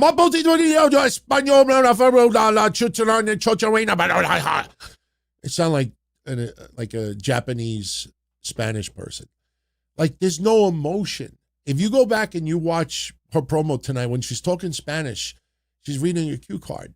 When she starts talking English, that's when she got angry. And she laid out Liv Morgan today. Loved it, man. Loved it. Speaking of Liv, two things happened today of interest. She was about to confront Roxanne Perez about Finn Balor, because Finn Balor is the one that brought Roxanne Perez to the Judgment Day. Before that discussion could be had, because it's like WWE and Real. Like, Roxanne, we need to deal with the elephant in the room. But I will only accept your answer between 8 p.m. and 10:40 p.m., Monday nights. Don't text me tomorrow. Don't email me. Don't FaceTime me. Don't Zoom me. Don't, call me at my house, at my hotel. You could only tell me on Monday nights between 8 p.m. and 10:40 p.m. Up. No. So Roxanne Perez is about to explain herself, and Stephanie Vaquer shows up. Just lays Liv out. And nobody expected it. Perfect spot. Loved it. Now, there was something else about Liv. Did you all see? I don't have a screenshot of it. I should have taken one. You see that little teaser that lasted about 5 seconds? It was like 6 women sitting on a chair. It kind of gave me Flashdance vibes. Remember that 80s movie Flashdance? You guys saw that? There was a laugh in the background also that sounded a little bit like Liv Morgan, but we weren't sure. A lot of you were asking me live, what do I think that is? I think that is a teaser of Liv Morgan's entrance at WrestleMania. I think Liv Morgan is going to do some type of synchronized dancing, Vegas style, sexy, everything. I think that was a teaser of Liv Morgan's entrance at WrestleMania. I could be wrong. We'd do this show literally after Raw goes off the air. So I could be wrong, but I think that's what we saw tonight. I think. Penta, Javon Evans, and Dragon Lee defeated Los Americanos. Javon Evans with OG Cutter and Bravo Americano. And then we get the surprise.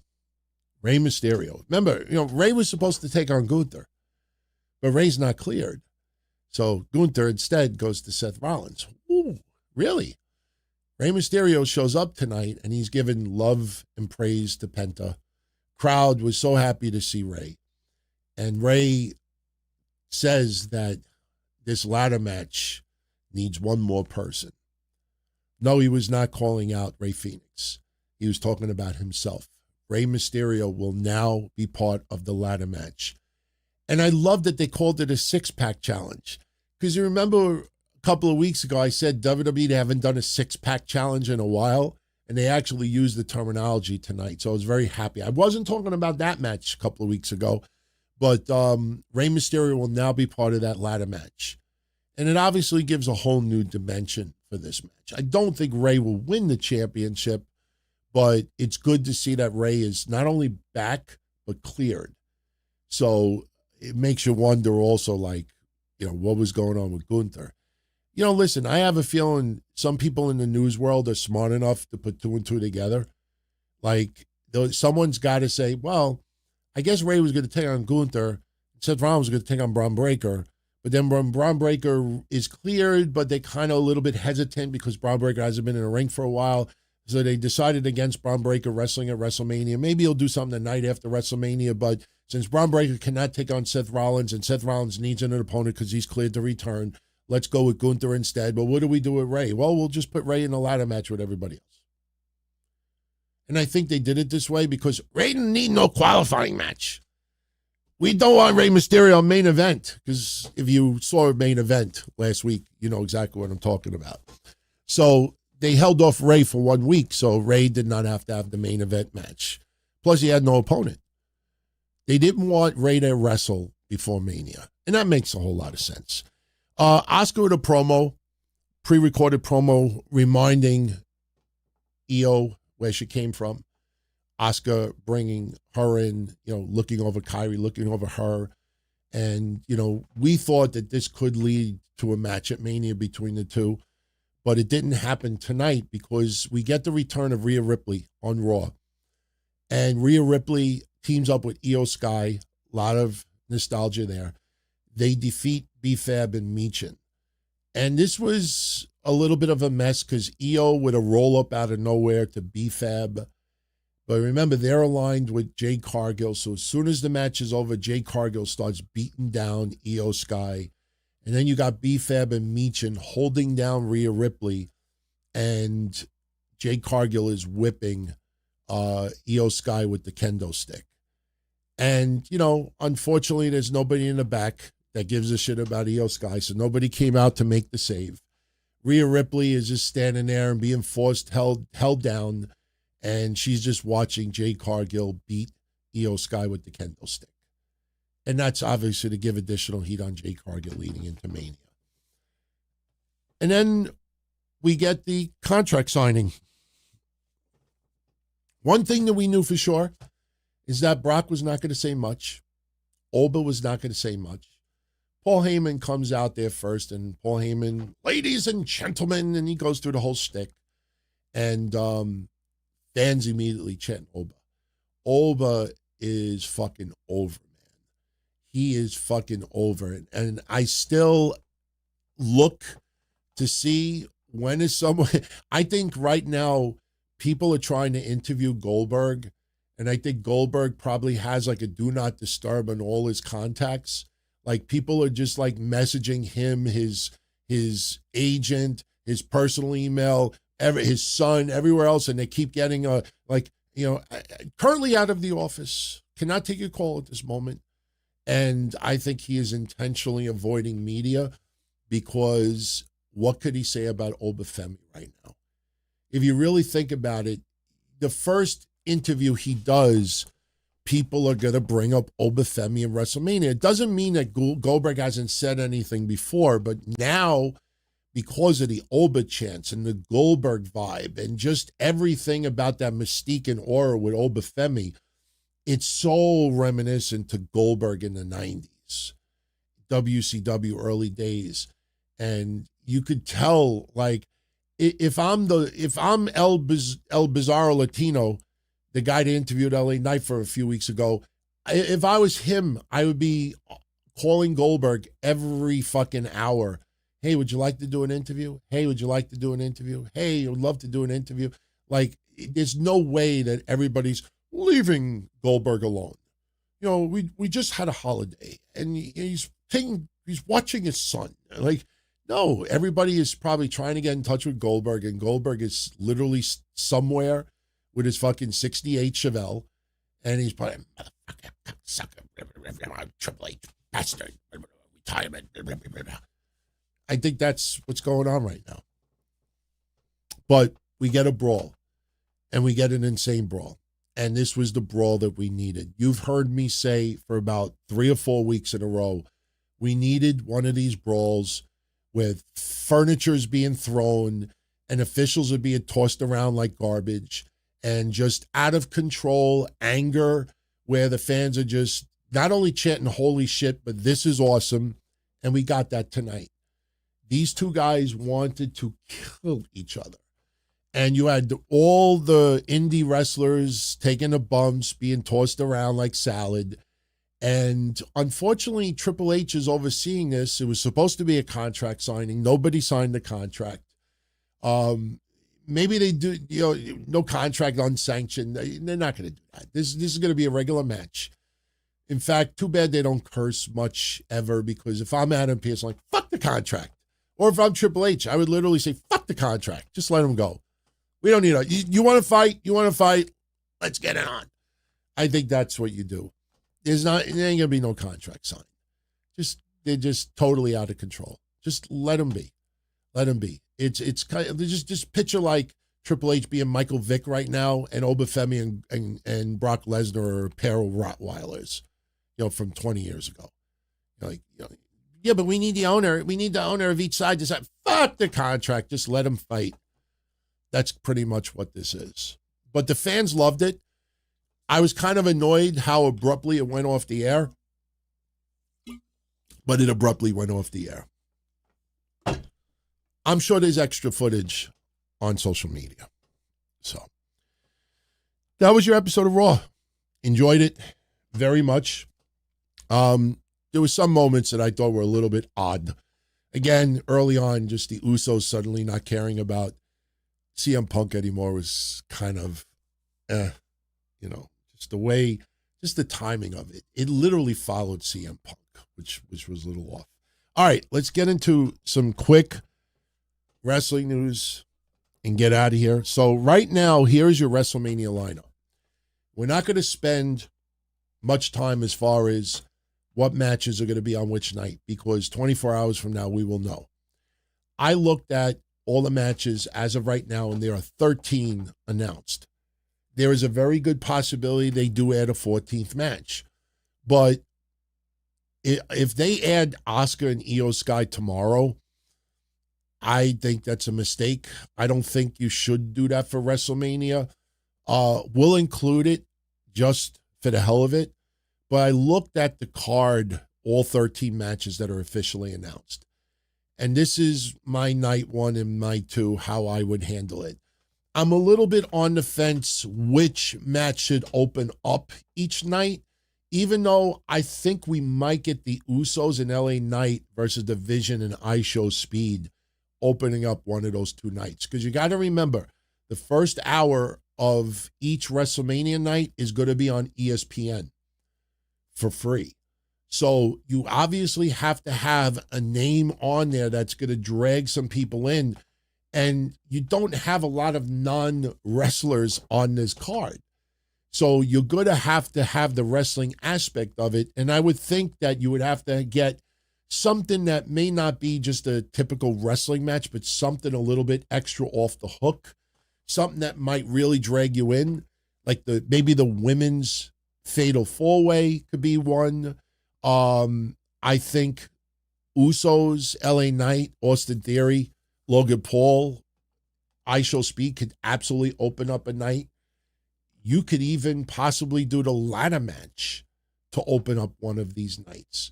But that first hour, the idea is to reel you in that you got to see more of it. And then you got to start thinking about the matches. So after much thought, this is what I would do for night one and night two. And you got to remember that a lot of people paid for WrestleMania tickets, and their matches they're looking forward to may not even be on that night. I mean, we knew for a while that Cody and Randy would be night one, Punk and Reigns would be night two. That had to be announced early because you have to let them know the main course. Like, you had to have these people know exactly what they were getting for the final match for each night. But this is what I've come up with. And we'll see next week how on point I was with it. For WrestleMania night one, after much thought, I'm going with the women's tag team title Fatal 4-Way for night one. I'm going with Drew McIntyre versus Jacob Fatu on night one. Sami Zayn defending the United States title against Trick Williams on night one. Jade Cargill defending the WWE Women's Championship against Rhea Ripley on night one. Seth Rollins taking on Gunther, and Cody Rhodes defending the undisputed WWE Championship against Randy Orton. Pat McAfee will be in Randy's corner, and I think Jelly Jam Garvin will be in the corner of Cody Rhodes. That's what I would go with for night one. For night two, I would have the Usos and LA Knight versus Austin Theory, Logan Paul, and ISO Speed. I would have the Demon Finn Balor taking on Dominic Mysterio. I would also have Liv Morgan and Stephanie McMahon going at it for the Women's World Championship. I originally had that match on night one and Rhea and Jade on night two, but I think you're going to get more people going to night two than night one because not everybody's going to be able to afford both nights. And I think, especially you got people in that area, you never know. You might get people that have night one tickets and then had such a good time, like, fuck it, let me just buy a ticket at the door and go to night two also. I'm in Vegas. I'm here all weekend. I have a feeling you will get some people that'll do that. You know, listen, one thing you got to realize, you can get a cheap seat at WrestleMania for a couple $100. So if you're going to be in Vegas for the weekend and your plane is not flying out until Monday or Tuesday, just throwing a couple of $100 on a credit card and you're going to be in Vegas anyway, there's going to be more people tuning in tonight too. And that's why, as of right now, I would go with the 6 matches on night two than the 7. Because, listen, Finn Balor and Dominic Mysterio is going to be a lot longer than you think because Finn Balor's entrance is going to be 5 minutes. And they're going to go for quite a while. There's going to be a lot of gaga in the beginning because Dominic's going to be freaked out. He's going to keep rolling out of the ring. Jaden McDonough is going to look like he saw a ghost. So that's going to be a little bit extra. Usos versus The Vision and ISO Speed is going to be a lot of comedy in there as well. The ladder match for the IC Championship is going to run 20 minutes minimum, maybe even longer than that. Oba and Brock, I think, is going to be a little bit longer than people think. Becky Lynch and AJ Lee is off the hook, and they usually go 20 minutes, 25 minutes. And you got Punk and Reigns. You know, plus the Usos will be there earlier in the night. And, you know, I think, you know, it would be interesting to see the Usos open up the show as baby faces. And then we see how they close it out with Roman Reigns at the end. So that's what I would go with. Punk Reigns, Oba, Brock, Becky Lynch, AJ Lee. The ladder match for the IC title, Liv and Stephanie McMahon, the Demon Finn Balor, Dominic Mysterio, and the Usos versus The Vision and ISO Speed.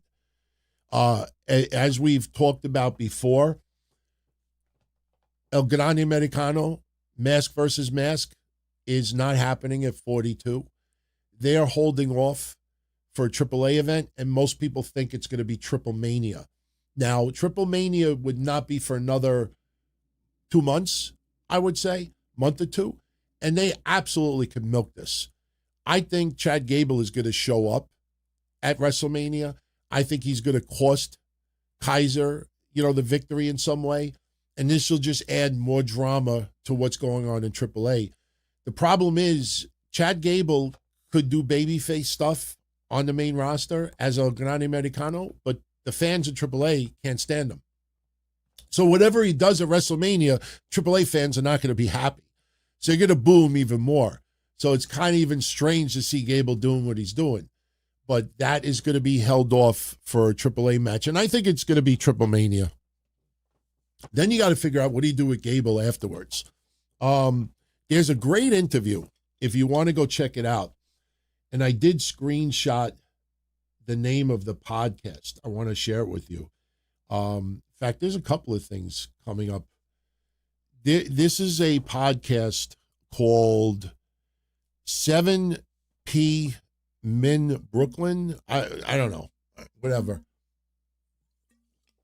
Maybe 7 p.m. in Brooklyn. I think that's what it is. 7 p.m. in Brooklyn. I've heard that show before. 7 p.m. in Brooklyn. Hopefully the interview was done at 7 p.m. Shawn Michaels was talking about The Rock.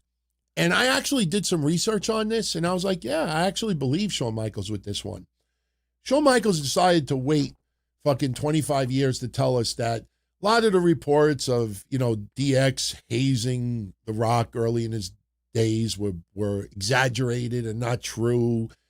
And Shawn Michaels tells this guy the reason why he never had the dream match with The Rock was because Shawn Michaels, when he came back from injury, Rock was leaving for Hollywood, was already doing movies.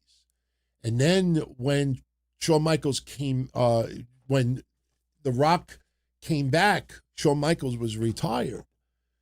And I'm like, wow, that sounds awfully convenient.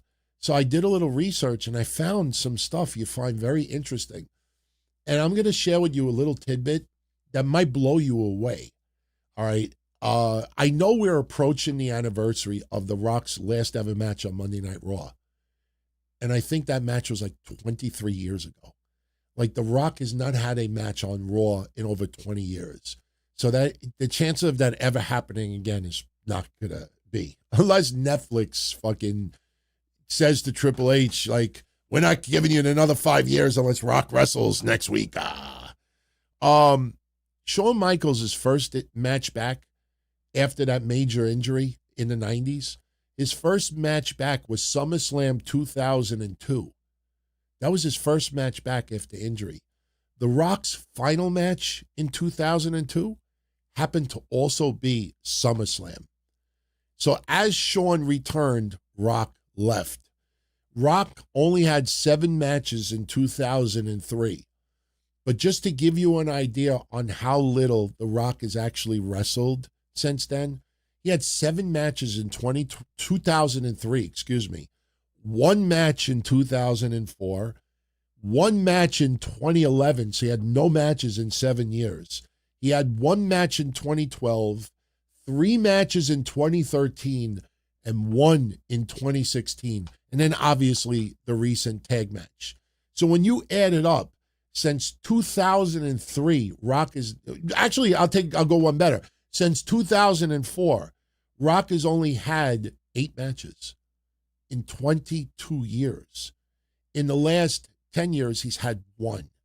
In the last 13 years, he's had 2. So the HBK had retired in 2010. The Rock returned in 2011.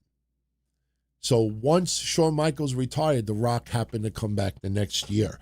It was just, timing was just not there. And like I said, when I heard him say this on his podcast, I said, I got to do the research. Because again, one of Pat McAfee's stooges was talking about Attitude Era ending and Brock was already there and this and that. I'm like, wait a minute, Brock debuted in like 2002 and Attitude, it was like the way he said it, I'm like, you're off by 2 years. It was just, they were just saying things and because it sounded right, people just believed it. Netflix got a lot of heat today. We saw the commercial on TV. It did not air for the live fans. Live fans got an interview segment. I don't remember who was with, but they got a live interview segment. Here on TV, we got the commercial, the trailer for an upcoming documentary for Hulk Hogan. And this also includes Hulk Hogan's final ever interview, his last interview. And, look, it's called Hulk Hogan Real American. They try to play it off that it's somewhat down the middle. The only thing that's going to be new with it is Hogan is going to curse a little bit more because it's Netflix. They're going to try to make it seem like he's going to reveal things that he never revealed before. Don't expect closure. Don't expect a revelation that is going to clear his name a little bit. It's going to be pretty much of the same. And unfortunately, this is Netflix's response almost immediately after. That Photoshop that somebody did got about 35,000 likes in a matter of an hour. So, unfortunately, this backfired for Netflix big time. They put the commercial up and fans were not having it. So it's a shame, man. It's a shame. Hulk Hogan, and listen, I feel bad for Jimmy Hart. Jimmy Hart is genuinely a good guy. And that was his best friend. And I feel bad for anybody who was close with Hulk Hogan. But you motherfuckers need to sometimes look in the mirror and say to yourself, you shielded that guy too much and convinced him that Hulk Hogan is about healing, brother, and he brightens up people's days, brother, and no matter what you do, you could have your haters, brother, so just keep doing what you're doing. And you never fucking, just let him be Terry Bollea. That's not what they want, brother. They want the Hulk Hogan, brother, blah, blah, blah, blah, blah. Hulk Hogan, as time goes by, people will forgive a little bit more and the pain will subside a little bit and they'll realize, hey, he probably said a lot more that just never got caught on camera, but, it was a moment. It was decades ago. And, there's a lot of people of color that, defend Hulk Hogan to the moon, obviously. But, sometimes you got to just sit back and you got to say, wow, I don't care what footage they show of news people saying, Hulk Hogan, tore everything down that he built. That doesn't help nobody. That doesn't help anybody. That's just saying Captain Obvious. His inner circle is a lot to blame also for what is still happening with Hulk Hogan, because they shielded that guy and convinced that guy that no matter what he says, people are going to still shit on him and just keep doing what you're doing. In your heart, you're not a racist. You don't need to prove anything to anyone. He didn't inspire anybody, especially those of color. Like he avoided the topic. And even with interviews, you saw some of the interviews, and that would be the first question. Speaking of interviews with the first question, I think this is a great segue. Get a load of this. Vince Russo always calls him the king of podcasting. I am one of the few that has supported his show and support Cornette, and I used to support Meltzer and others. I'm one of the weird ones that support them all. Vince Russo will tell you that I'm probably the longest person who has ever been on a Patreon. I go back to Pyro and Ballyhoo, I think it was. I still contribute to his content, even though Coach is there. I didn't pull out because of it. Well, we know about the back and forth with Tony Khan recently, and him gushing over Tony Khan because Tony Khan has been watching JCW and is liking what Vince Russo's doing.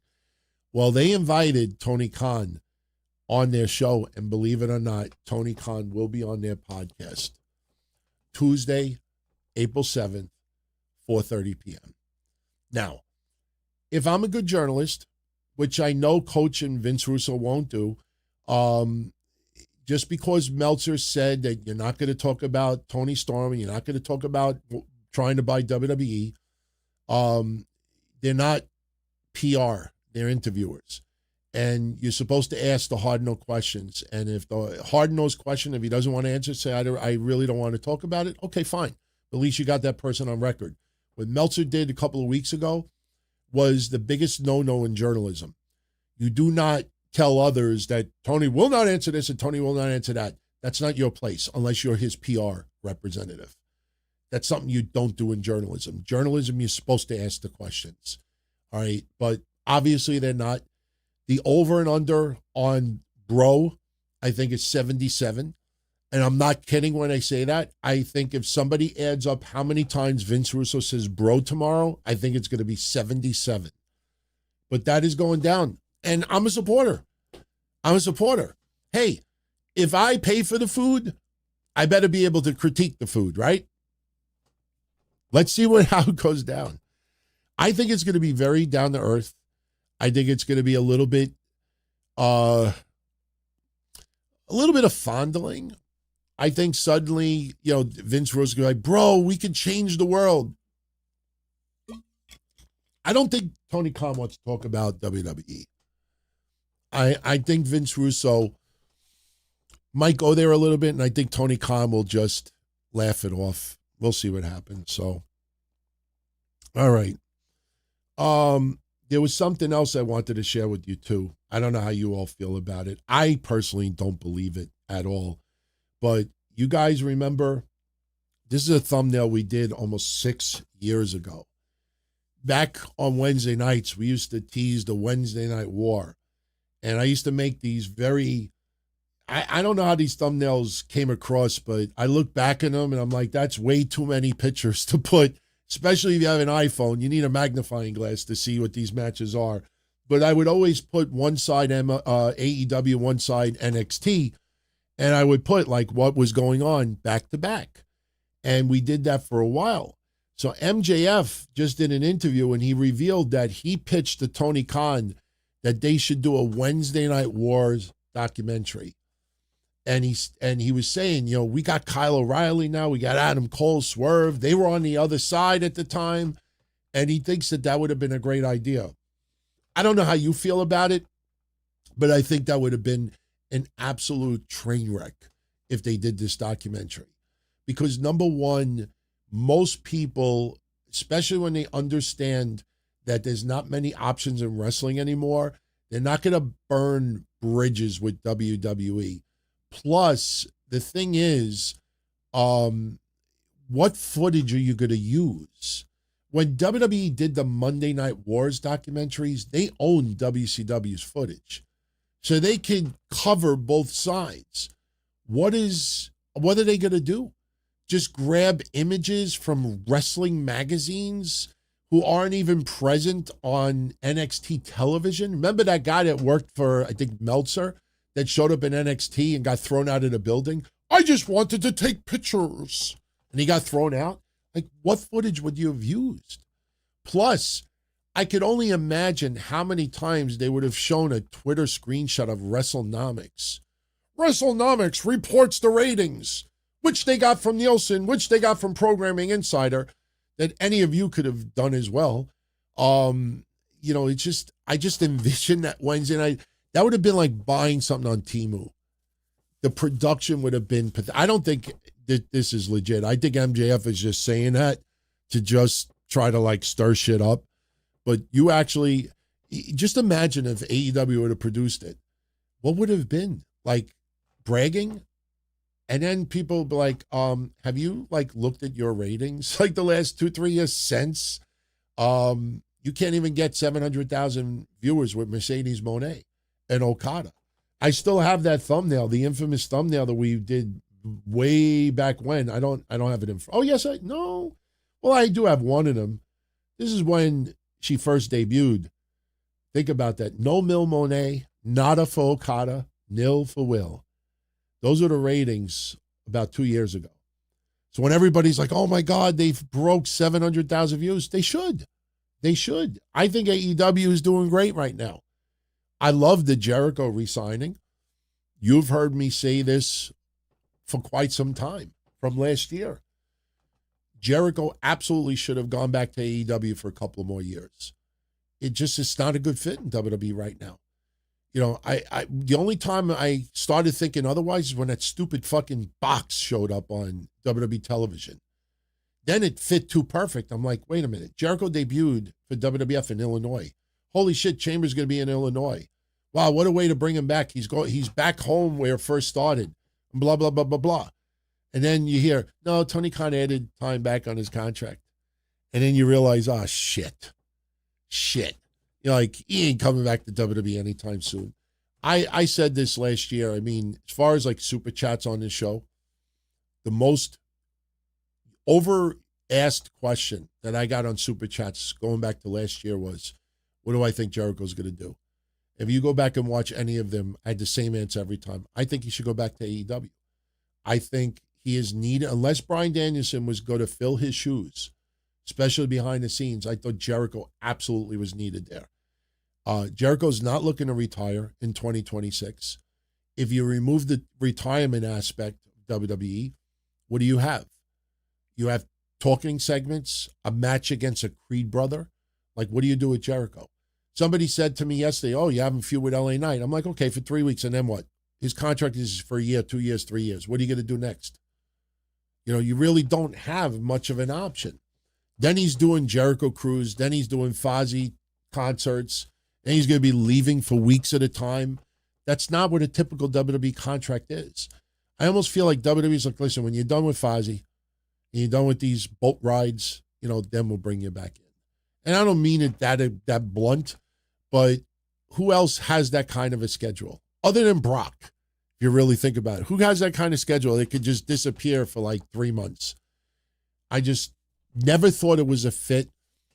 Jericho was so important behind the scenes. extremely important and is a very powerful name. And I always felt that AEW should keep him. And I'm glad he's there. A couple of more years is absolutely the right way to go. So, oh, by the way, I should have mentioned this earlier. If you are an iShow Speed fan and you want to drop $40, you go to WWE shop and you can fucking buy a shirt with a WrestleMania logo in the back and iShow Speed, and for the W, it's the WWE logo. I got 3 words to that one. No, thank you. No, thank you. Steph DeLander. You know, I think with all due respect, TNA's got a little bit of egg on their face right now. Steph DeLander made her in-ring return after 2 years outside the ring. TNA absolutely, Carlos Silva would not let her return to the ring. Even though she got cleared, even though she wanted to see other doctors to show them that he was like, no. And in hindsight, I think TNA was just like, we just don't want that risk. They just literally forced her out. I think they put her in a situation where she had to quit. And Mance Warner had to quit too. I think they just felt like, we're not going to take that risk. And she ended up wrestling Megan Bayne. It went to a no contest. So this is going to set up a future match in GCW. I think a lot of it got overshadowed because I'm sure you all saw this as well. Brody Lee's son, he is grown up in a very, very quickly in a matter of a couple of years. You know, probably smiling a little bit too much inside the ring, but hey, he's a fucking teenager and he's having the time of his life. I'm not going to crap on it because GCW fans are into it. Joey Janela absolutely is taking good care of this kid, and they're doing a storyline in GCW with Joey Janela, the widow of Brody Lee, and his son. So remember how small he was as -1? Now he's like +10. He's gotten very tall, and he's almost, I think in like 2 years. Listen, I've learned from Goldberg's son. Remember the puffy nipples that his son had? And I didn't pay attention to his nipple. I'm just, because I remember those fat tits. I had them. I think I still have them, but you won't see it. So you'll just see my black Italian shirts. If I wore gray shirts, you'd be like, how? He's got puffy nipples too. I've learned to make fun of someone's kid that young because now his son is like, he kicked my ass. He literally could eat me for lunch and ship me for dinner. His son is a monster now. So just wanted to share that with you. I thought this was pretty fucking funny. I don't know if you heard about Ted DiBiase Jr. He's going to appear at WrestleCon. He's going to appear for WrestleCon April 16th through the 19th for WrestleMania weekend. And I know he's been acquitted on all charges, but I kept thinking to myself, you can't spell WrestleCon without the word con and not Khan. I mean, it's kind of funny to watch him appearing for a show called WrestleCon because of his recent accusations with welfare fraud in Mississippi. But he is going to be appearing at WrestleCon, so maybe you guys want to go check that out. But I thought it was funny when I saw that. Let's start bringing this home a little bit. I definitely want to mention NWA Power.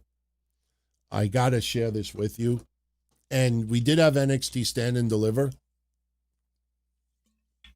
Very good show. I watched half of it live on YouTube. And then I watched the other half today while I was at work.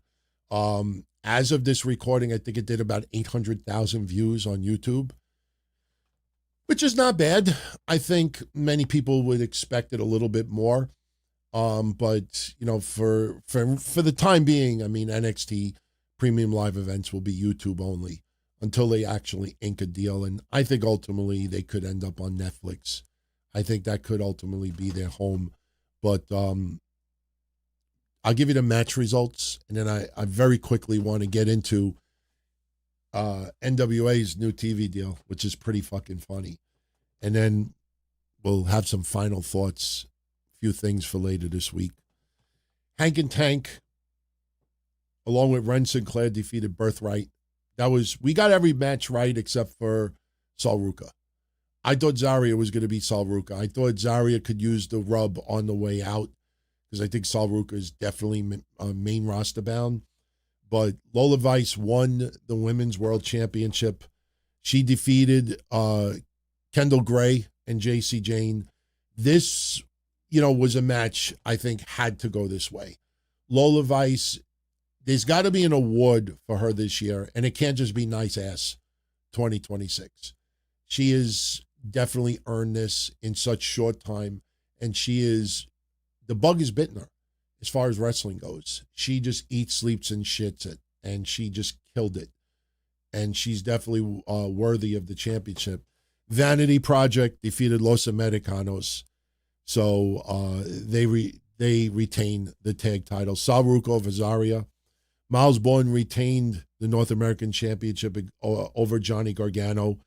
Tatum Paxley retained the NXT Women's Championship, North American Championship against Blake Monroe. And then the men's main event. And I got something to share with you in a minute.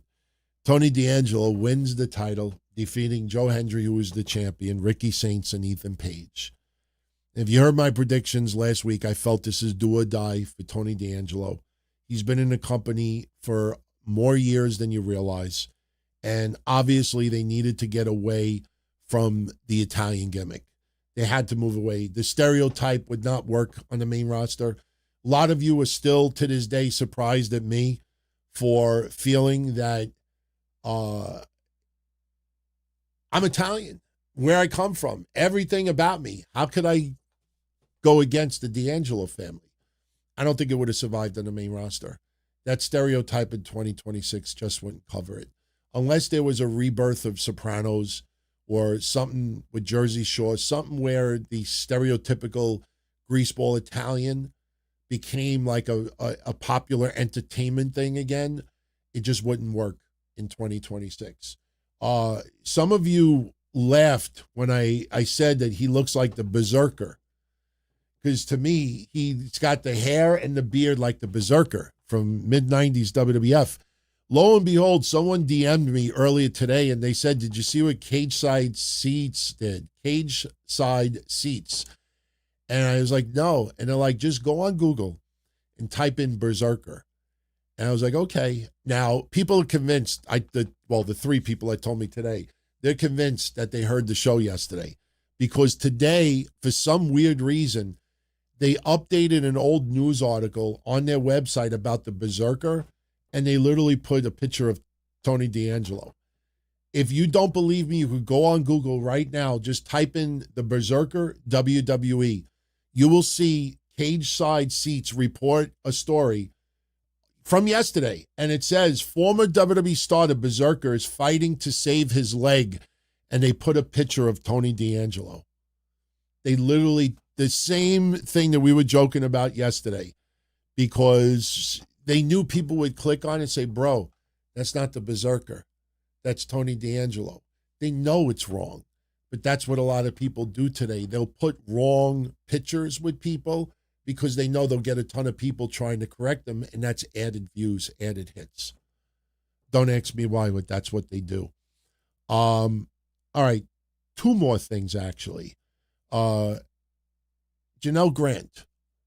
I decided against reading court documents, because if you guys want to read the court documents, they're all over the net. But I will tell you this, and I mean this, I got some very interesting feedback yesterday, and it's something for you all to think about. In fact, I would love for some of you sometimes to hit some of these wrestling news sites with this question, just to see what their response is. See if they ignore you or if their head explodes, which one comes first. Janelle Grant and her legal team are now using the R word in court documents. That is not something that he did before. They always would say trafficked, sexually assaulted, took advantage of, manipulated, drugged, whatever you want to use. They never focused on the R word before. And yesterday, if you look at the synopsis, I wrote Janelle Grant's Hail Mary, because one thing that a lot of websites won't remind you of or won't even tell you is that the reason why Vince McMahon's lawyers and Vince McMahon doesn't defend these accusations is because this case is a lawsuit. It's not a criminal case. She is suing for the money that Vince stopped giving, and they're trying to get extra damages from the court because of Vince McMahon's treatment of her. All right, this is not a criminal case. And that's very important to realize, because when Kevin and I did that infamous episode 2 years ago, we made a prediction 2 years ago, and we said that this is strictly a contract dispute. Whether you like it or not, whether you agree about NDAs or not, this is a contract dispute. Vince agreed to give her $3 million if she kept her mouth shut. I know that's fucked up. I know none of us could ever be in that position on either side of the aisle. And she signed it. She agreed with it. Now, the only thing that she could do to defend herself by signing that is to say that she did it under coercion. She did it under, under drugs. She did it under this. Like, she can't just say, yeah, I took the money, and he stopped paying. Then she comes off as, no sympathy. So she's got to come off as a victim. So I don't like Vince McMahon. I would not want Vince McMahon as my father. I think Vince McMahon is kind of disgusting. I also am kind of amazed that someone in their mid to late 70s would have that kind of sexual drive. It's kind of strange to a point. But the idea that the entire relationship was one-sided and that all of her claims of saying that she loved him and everything like that was just all fake is kind of a hard pill to swallow. But here's, to me, the dagger, and this is just opinion. We predicted 2 years ago that this would go to arbitration, and then ultimately the court would force Vince to pay the $2 million that he owed her, plus legal fees, plus interest, plus maybe some additional damages. She could end up with $10 million out of this. By the time that happens, she wins the court of public opinion. The wrestling world is convinced that she was a victim of trafficking and abuse. She brought up so much shit recently about Brock Lesnar, understanding that they never did meet up. But she's now saying that Brock sent her pictures of his private parts. How come there's no screenshots of the text messages? I'm not saying I want to see Brock Lesnar's dick, but why not scrub it? Why not just darken out that area? Why just show, the text and the premise? Why don't you show evidence that he actually sent you these texts? If you look at the exhibits of the proof that they supplied, this 40-page court submission last week, all it is screenshots of 3 emails from Vince's lawyers. If she's got all of these texts of Vince telling her this, prepping her for this, telling her do this to Brock and do that, how come none of that was submitted as evidence? And here is, to me, the biggest part of it all. They're now using the R word. The statute of limitations has not run out. You cannot make someone sign an NDA and then the cops don't arrest you for the R word. Can't say it, but you know what I'm talking about. It rhymes with grapes. Why aren't the cops being called right now? They're now flat out using the R word. In that court document, it says that Vince and Johnny Laurinaitis R'd her. Why aren't the cops called right now? Let me put it this way. If the cops were told that someone R'd her and she's like, no, Vince is, no, she signed an NDA. That doesn't cancel out a felony 911. You can't go to the police. We're going to arrest you for attempted assault. No, but she signed an NDA. Oh, okay. Sorry about that. No, how come nobody's calling the cops? Why is she not calling the cops right now? If she's, just let that sink in for a minute. How come nobody's calling police? So, I know there's some people out there rooting for her because they can't stand Vince. Totally understand that. But you have to be very, very clear of what this is. This case is about to go to arbitration. And when it goes to arbitration, it's over. This 40-page document, and all it is accusations that Vince R'd her, John Laurinaitis did it, that he took her nudes and showed it to thousands of people without her authorization, that Vince drugged her. Vince took big objects and put it where the sun don't shine to prep her and get her ready for Brock Lesnar. Throwing Brock Lesnar under the bus like you wouldn't believe, even though they never met, and then accusing Vince of the R word, and then 2 weeks later accepting gift cards, a car, and a bunch of other things. I'm not rooting for either side, but understand that this 40-page document was a Hail Mary to try to say to the court, listen, this should not go to arbitration because this guy committed felonies on me. That's what this is about. But why are the cops not being called right now? You cannot get out of being arrested, being accused of sexual assault, using that word because you have an NDA. Go look it up. Statute of limitations has not run out on felony sexual assault. Why are the cops not being called? Statute of limitations aren't up. This only happened a couple of years ago.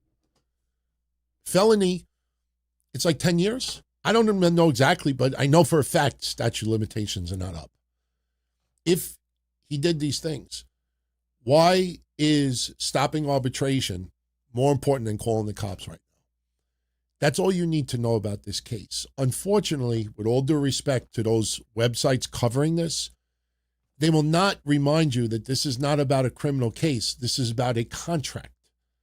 And what she is doing is trying to convince the court that this should not be finished as a contract because he committed crimes against me. But you did nothing about those crimes. Where's all the women that a year ago said they all wanted to speak out? Where is all this? This was always to convict Vince in the court of public opinion because Vince was never going to be going to jail. Not by the feds. You could say Trump would have pardoned him. You could say what you want. The only way Janelle Grant was going to get revenge on Vince was to convict him in the court of public opinion.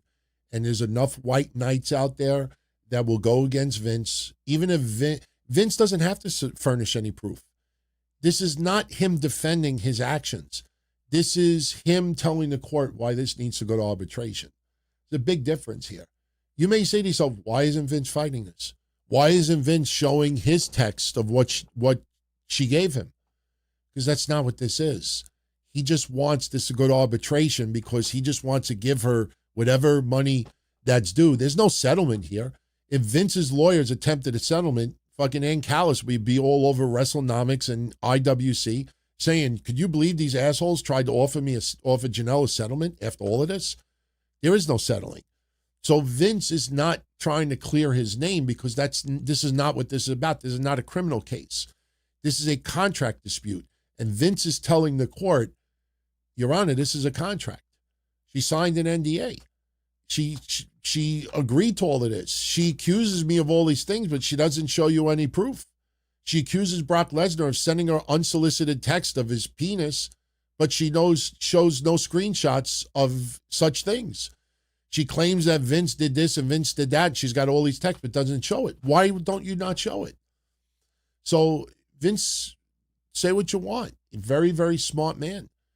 And he's paying his legal team millions of dollars to fucking try to get this to go away. That's what this is about. Vince is a sick son of a bitch. And, you know, it's a shame that this ended up being, because growing up a wrestling fan, I absolutely would have loved to see Vince go to the WWE Hall of Fame, even though there's no physical Hall of Fame. I would have loved to see him go out the right way because of all the years he gave me, you know, for wrestling. But unfortunately, he showed that in the world of millionaires and billionaires, there's a lot of shit you could get away with and you could buy your way out of. At the same time, though, there's also people out there that will take, and then it turns into a bad movie. And I always felt that my gut feeling was always the same, and it never changed. I always felt from day one that Vince McMahon for decades fantasized about having a younger woman that would just let him dominate and let him fucking, she be submissive and let him do whatever he wants. And he gets off by seeing some of his friends also involved with her. You go on Pornhub. There's fucking, you look up the word cuck. There's a lot of people love this stuff. It doesn't make Vince any different. And unfortunately, I'm not accusing Janelle Grant of anything, but for some weird reason, a lot of people think out there that the only type of woman that would want that kind of lifestyle is like a 250-pound fat blonde woman from Texas, or an overweight African-American woman, or someone that is just ugly with fucking 18 toes and, just more chins than a Chinese phone book. Like, you can never beat a woman next door. Obviously they never saw Eyes Wide Shut in some of these weird movies out there. You look at Anna Nicole Smith, fucking married to a 90-year-old and this and that. It's unfortunate she died. The idea that someone, because they look innocent, could never possibly be a willing participant in this. And unfortunately, we will never understand it on either side. This is a case that I can't wait for it to go away. Because once you start talking about it, it's not that you can't stop. But again, any of these websites ever instill on you that this is a contract dispute? That's what this is. No, they'll just, like BJ Bethel, I mentioned him yesterday. The only reason why he got a whole bunch of play in the press was because he's the only schmuck that decided to type 13, 14 tweets about a recap of the 40-page summary that she filed. And if you read it, it's every accusation that she made. And you read it and like, wow, Vince is fucked up. Brock, what an asshole. And you come off of that you want Vince's nuts cut off. But then you say to yourself, wait, but this is about arbitration. And, you understand like, oh, I get it. They're just making Vince look like a demon, but they're not showing that what she's trying to do is try to convince the court why this should not be a contract, dispute going to arbitration. Two different motives here. People want to crucify Vince as far as social media goes, but in the court system, she's trying to stop, which I think is the inevitable. And when everything is said and done, people will accuse Vince of buying the court system, paying lawyers out of his way, and that could be true in everything. But what you'll realize is these people, I think they deserve awards for the way they cover it online. They're not covering it the right way because they want you to think that it's all about crimes and abuse and everything else. But that's not what she did. Why don't you call the cops right now? If he, during work hours, threw you on a table and you were afraid to do anything about it until now, why aren't you calling the cops? There's no such thing as, well, I signed this NDA and I'm suing him in court, so I can't call the cops. Bullshit. Bullshit. Why is she not calling the cops right now and saying that guy arred me? Why? Give me one reason. Give me one reason. That's why you got to be very careful who you pay attention to out there, because they'll tell you this, but they don't tell you that. And, that's how you run into trouble. So, all right, we're going to finish this up. Later this week, on Thursday, provided my mom's surgery goes well. Obviously, if something disastrous happens, I don't even know what the fuck this week is going to look like. But I'm praying that she will come through this heart surgery on Wednesday, just surviving. I mean, 2 times 7 years ago, she was dead. She flatlined. And a lot of you know this. It happened in real time, and we talked about it. So I'm hoping that everything goes well on Wednesday. I'm going to see my mom tomorrow. Going to be spending most of the afternoon with her. She's got to go to sleep early because she's got to be at the hospital at 5 o'clock Wednesday morning. So, this is going to be something that is going to just be dominating, our family for the next couple of days. But, I will definitely go out of my way tomorrow to write something online, just paying tribute to Kev 1 year later. I don't know if you guys have realized this, but even, I'm not ending the show yet. We still got to talk about NWA. But even if you look at this, see this closing credits that I do, look at the photo. You'll still see the Don, Tony, and Kevin Castle show. If you look at a lot of the audio platforms, I only changed it to the Don, Tony show over the last month. When Kev passed, my original thought was, I'm leaving everything the way it is for the rest of 2025. It's almost, I compare it to, where you leave a seat at the table for someone, even though they passed, you still leave the setting. I just kind of felt that I wanted people to remember him. And, you know, I have, the last couple of weeks, have worked very hard to get hundreds of episodes back online.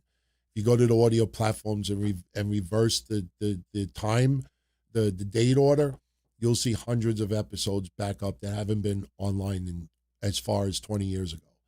I still got 15 or 1,600 episodes to put back online. But, you know, tomorrow is 1 year that we lost Kev. And I was very close to posting the screenshot, and I decided against it today. Maybe I'll share it next week. I don't want to say I'll show it on Patreon because that sounds like a money grab, which this is not. But the one thing I will say that is still, just to show you all how much he cared about all of you out there, even if he never talked to you. Didn't matter how sick he felt. He always looked forward to doing the shows. And if you look at the final couple of months that we did a show together, you'll hear him say on more than one occasion, he's like, you know, I've come to realize that these shows is what I look forward to more than anything else. Everything else gives him stress, but he absolutely loved doing these shows. And up until the final hour that he was still with us, he DM'd me and he says, Ant, I don't think I can do the show tonight. I'm having chest pains. And I wrote back to him, I'm like, Kev, please go to the hospital. Please get that taken care of. Don't worry about the show. I got you. And he just responded back and he wrote FML. And I didn't know what that meant. I don't have many people that write that. I didn't know what it meant at the time until I got a phone call from Mish about 2 or 3 hours later. And Mish says to me, he's like, is it all right if I give John your number? As soon as I heard that, I just said to him, I said, oh my God. And he just hung up. And I knew immediately what had happened. But I went on Google to look up what FML stood for, and it stood for fuck my life. Up until the last hour, he was more concerned about the show. Like, he just wanted to do the show, but Ant, I don't think I could do it tonight. And an hour or so later, he was gone. It's just, that guy cared about wrestling, cared about the interaction, had a very special bond with our Patron family. There were still so many of them that would hang out with him 6, 7, 8 hours every Thursday, just talking. The doctors would tell him, Kev, you want to do these shows, just do an hour. You got to get some sleep. You got to balance it out a little bit. And I would tell Kev, I'm only setting the recording for an hour.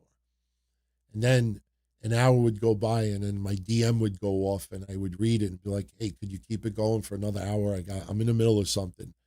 And I'll be like, go as long as you want. And next thing you know, he goes 5 hours. And people loved it. That's what gave him happiness. That Monday night a year ago was a very difficult show to do. And I know some people still feel very uncomfortable about that show, but understand every emotion you could possibly think of happened that night. There was grief, there was sadness, there was anger, there was disbelief, there was frustration. There was every emotion. It's very, very hard to be Kev's brother and knowing that you can help this person, but there's only so much you can do. There was things that we realized that are very, very serious warning signs that, you know, is something that needed to be discussed. it was just a very, very difficult show. And when I did the tribute show a few weeks later, I was very proud of it because, I don't rehearse. Like for these shows like tonight, like I put pictures together and we'll close out with NWA in a second. But I put stuff together because I want to give you a clear list of topics that we're going to talk about. Hopefully you find it interesting. But when it comes to, talking about Kev, like I didn't want to like go through old shows and take a clip here and take a clip there because, I just wanted it to come from here. And, death sucks. And I will tell you that with Kev's passing, a lot of good has come out of it because there are quite a few people out there who are kind of falling into the same, I don't even want to say trap, but the same situation that Kev was doing, having everything so out of balance online, almost just putting your online relationship more than your health and a lot of things. Me, it scared the shit out of me. And since then, I found out I have a tumor in my midsection, which still has to come out. I've had a problem with my intestinal system. I'm currently being treated with mild obstructive sleep apnea. So I have a mouthpiece that I wear every night. I deal with pain, I deal with other stuff, but any warning sign, I go right to the fucking doctor. I don't care how embarrassing it is. I whatever the situation is, if something feels off, I go to the doctor. Because when you get a little bit older, that could be the breaking point. And with Kev, that was his breaking point. I never in a million years ever thought that he would go when he did. He was, no matter what the situation was, he was one of the toughest motherfuckers that I ever came across. And, it's scary because some people, they have that perception of toughness, but then you realize it doesn't matter how tough you are. It doesn't matter how street smart you are. It doesn't matter how many tattoos you have. It doesn't matter how many fights you've gotten into. I'm not saying you got into fights, but it doesn't matter the battles you've gone through.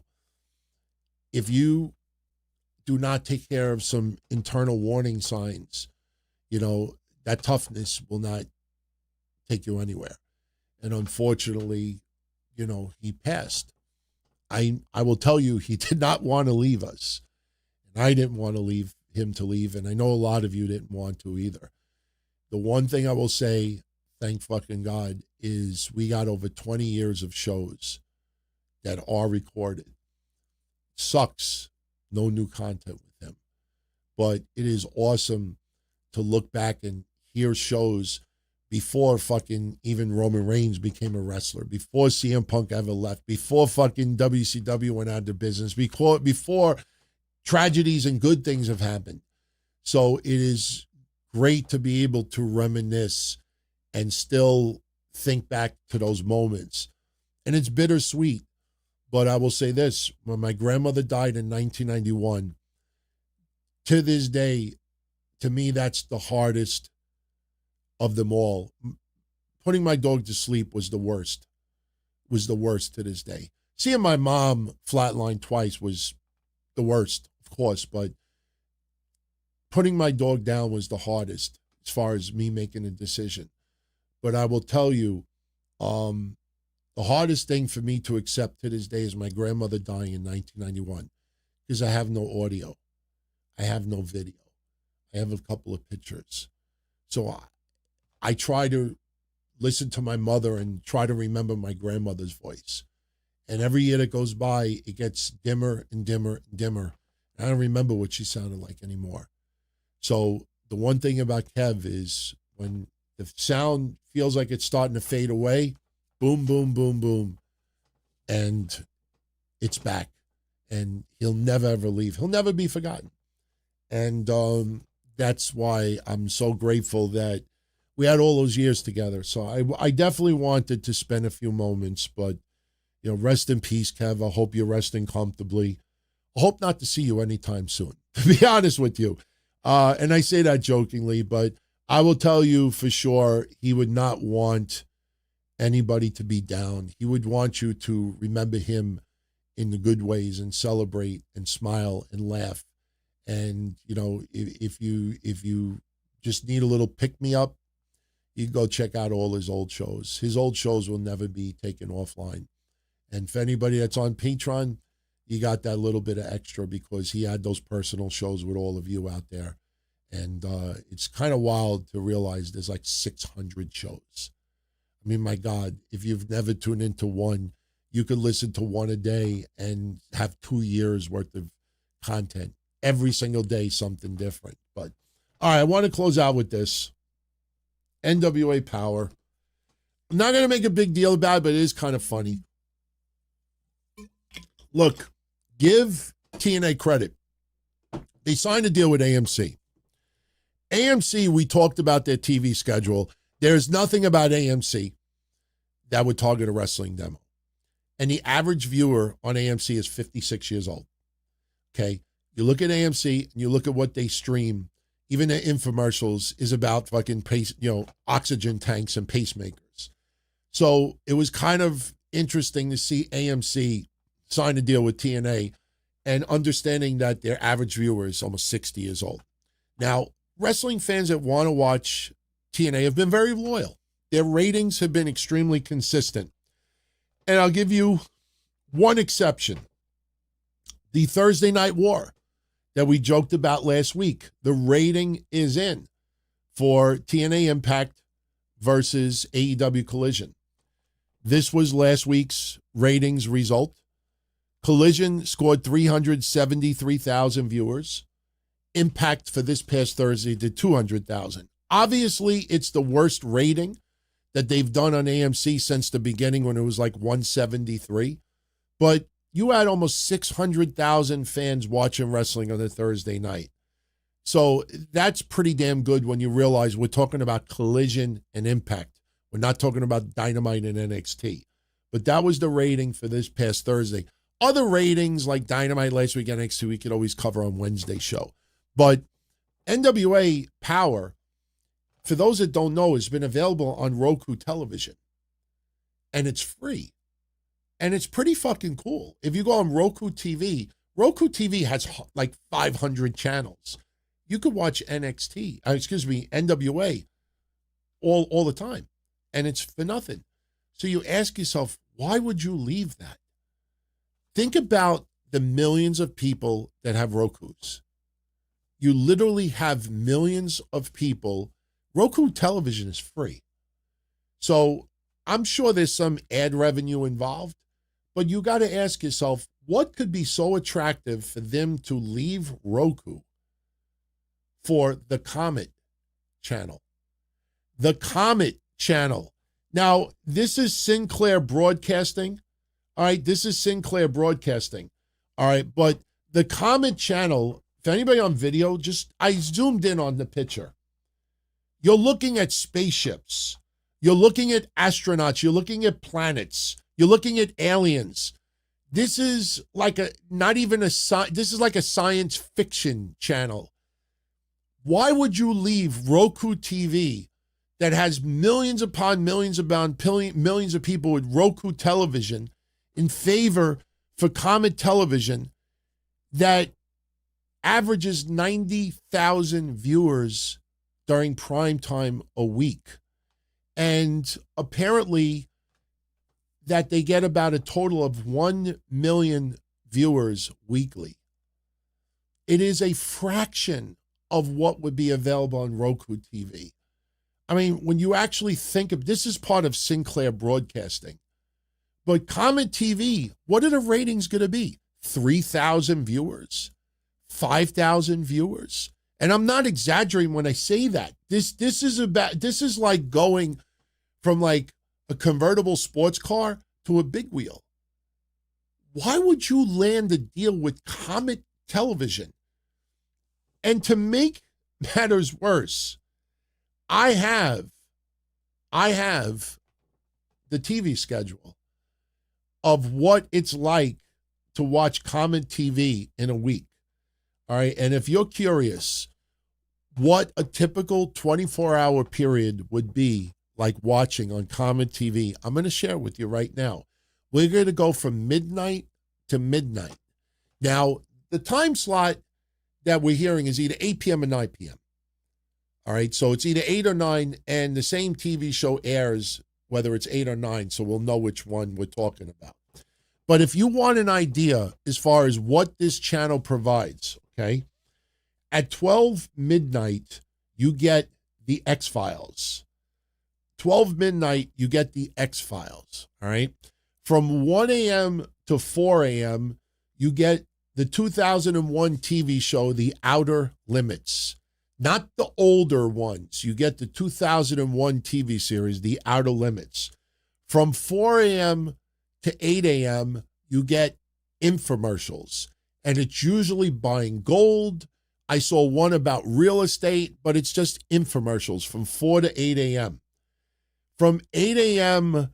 to 9 a.m., Tales from the Dark Side. I will admit, that's the only TV show that I probably would watch out of anything on this channel. Tales from the Dark Side was pretty damn fucking good when it came out. But from 8 to... But who wants to watch Tales from the Dark Side at 8 a.m.? You want to watch it at like 1 a.m., you know, when it's late at night and a little bark of a dog would scare the shit out of you. But 8 a.m. to 9 a.m., Tales from the Dark Side. From 9 a.m. until 12 noon, Xena, the Warrior Princess. From 12 noon to 4 p.m., you get Stargate SG-1. From 4 p.m. to 6 p.m., you get a TV show called The Librarians. From 6 p.m. to 8 p.m., you get a TV show called Grimm. And then from 9 p.m. to midnight, and this is where we think NWA will eat up an hour of. From 9 p.m. to midnight, you get, yes, if you were curious, you get the X-Files again. So you basically, that's what their network is. It's all old TV, and it's science fiction stuff. And you're going to throw NWA Power on there. And think about their roster with all due respect. Think about the names that are there. I mean, not for nothing. Like I wish, like I have sound effects on my mixer. We could play it. We've played around with those sound effects, especially when we do Jimmy Hart's megaphone, which was stolen recently. But I was hoping that we had like an astronaut one, because I was like, you know, like one small step for Bill, like William Corgan, Billy Corgan, like one giant leap for nobody. What the fuck is that? Why would you take NWA Power off of Roku television and put it on Comet TV? I'm baffled by that. I don't know how you all feel about that, but that's just, oof, that's brutal, man. But with that said, I think we're out of here. I think we covered everything we needed to cover. I want to thank you all for a fun Monday night. This was going to be kind of a difficult show to do, not because of, you know, the unfortunate anniversary of Kev and my mom, but, you know, there was just a lot to cover tonight. And I tell you, thank God that Netflix put that rewind button back, because it definitely helped to be able to rewind a couple of clips and watch it again, especially when you're typing and you hear something in the background like, what did he say or what just happened? And you go back and you rewatch it again. Especially when I watched that Flashdance clip with the women. We were trying to figure out what that is, and I watched it like 3 or 4 times. I'm like, I think that's Liv Morgan's laugh. And I think that's Liv Morgan's entrance. And I think they're going to do like a Las Vegas strip type of thing. And maybe we're right, maybe we're wrong. But one of the things about these shows I always need to remind you is we go live right after Raw goes off the air. So we don't have the luxury, like a lot of other shows out there, that do the show 2, 3, 4 days later. You know, that you have 2, 3, 4 days to think about something. You could be 10 times more polished. And I'm not knocking that. But what I'm saying is it's not very easy to not only prepare, but to pull things while a show is going on and then throw it on the screen and throw it live for everybody and take notes and remember everything and cover it at the same time. But we've been doing this for over 20 years. You know, we started going live around 2002, 2003. And I am very happy. Oh, and by the way, I have to say this before we go off the air. This is very, very important. Podbean. If any of you out there use Podbean, you never ever hear me ask for something like this, but this time I'm going to ask you, please resubscribe to the channel. Please follow it again. Over the years, we developed 31,000 followers on Podbean. Yesterday, somebody brought to my attention that Podbean had not updated an episode since October. And I've had people say in the past, how come my Podbean's not updated? And I would say, reload the app. And I'd hear nothing. And I'm thinking, okay, problem's fixed. Somebody yesterday mentioned Podbean again. And I told the person, I promise you, when I finish the show, I'm going to look at it. And last night, while the last night's show was being uploaded, I'm looking at Podbean and the last episode's from October. And I'm like, what the hell happened? I didn't change nothing. So I kept trying to update the RSS feed over and over and over again. I kept getting error messages. So I started looking online, and unfortunately, I guess because we've been doing the shows for 20 years, something was coded wrong. And the only way that I could fix it was to delete my entire channel. So all 30,000 that have subscribed to us over the years, I lost them. I had to delete the entire channel yesterday and then have it re-up. Then I had to claim my show all over again, and then now everything's updated.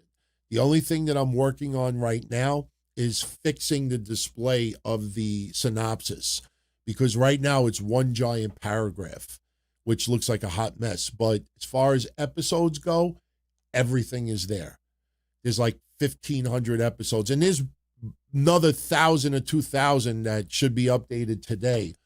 But the only way I was able to fix Podbean yesterday was literally delete the 15, 20 years of history and repost it. So we lost everything. So if you still use Podbean, just do me a favor and just, follow the channel again.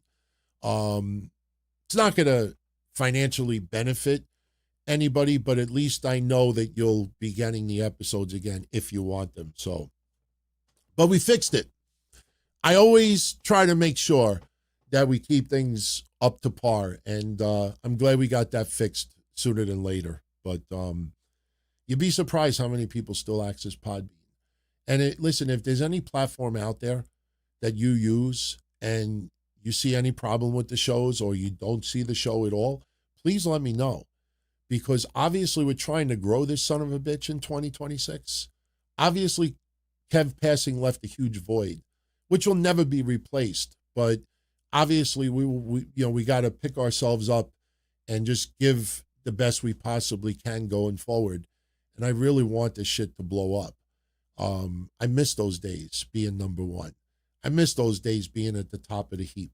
And I think it's about time that we start retaking a little bit of our throne. I'm not saying that I will surpass any, the bigger, big shows out there. They've earned what they have. I'm not shitting on that at all. That doesn't mean that we can't grow a little bit more. So I'll keep banging these out as long as, the person upstairs allows me to. And as long as my wife allows me to also. But I'm in a jet. I want to thank you as always for your support.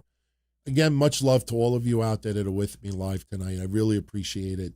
And, I'm still working on a fix for Discord for some of you out there that like to chat on Discord. I hope to have that fixed by this week. That is something that is a little more complicated than I expected. But for the shows this week, we'll have Wednesday Night Dynamite online by around 11 p.m. Hopefully, we'll have good news. If any complications with my mom, I will post an update on social media, just letting everybody know that Wednesday Night Dynamite will not take place Wednesday. Maybe we'll hold off till Thursday. If everything goes well, Wednesday Night Dynamite will still be posted on time. Thursday will be Patreon. Saturday morning will be the History Show. Sunday will be YouTube with the sit down. And then next Monday, we're right back to where we are. And remember, next Monday is the final Raw before WrestleMania. So we will definitely have a lot of shit to talk about. But much love, everybody. Be well. I'll catch you all in the next one. Ciao. As far back as I can remember, I always wanted to be a podcaster. For me to live any other way was nuts.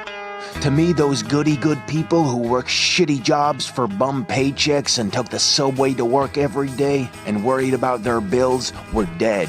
I mean, they were suckers. They had no balls. If I wanted something, I just took it. I ran everything.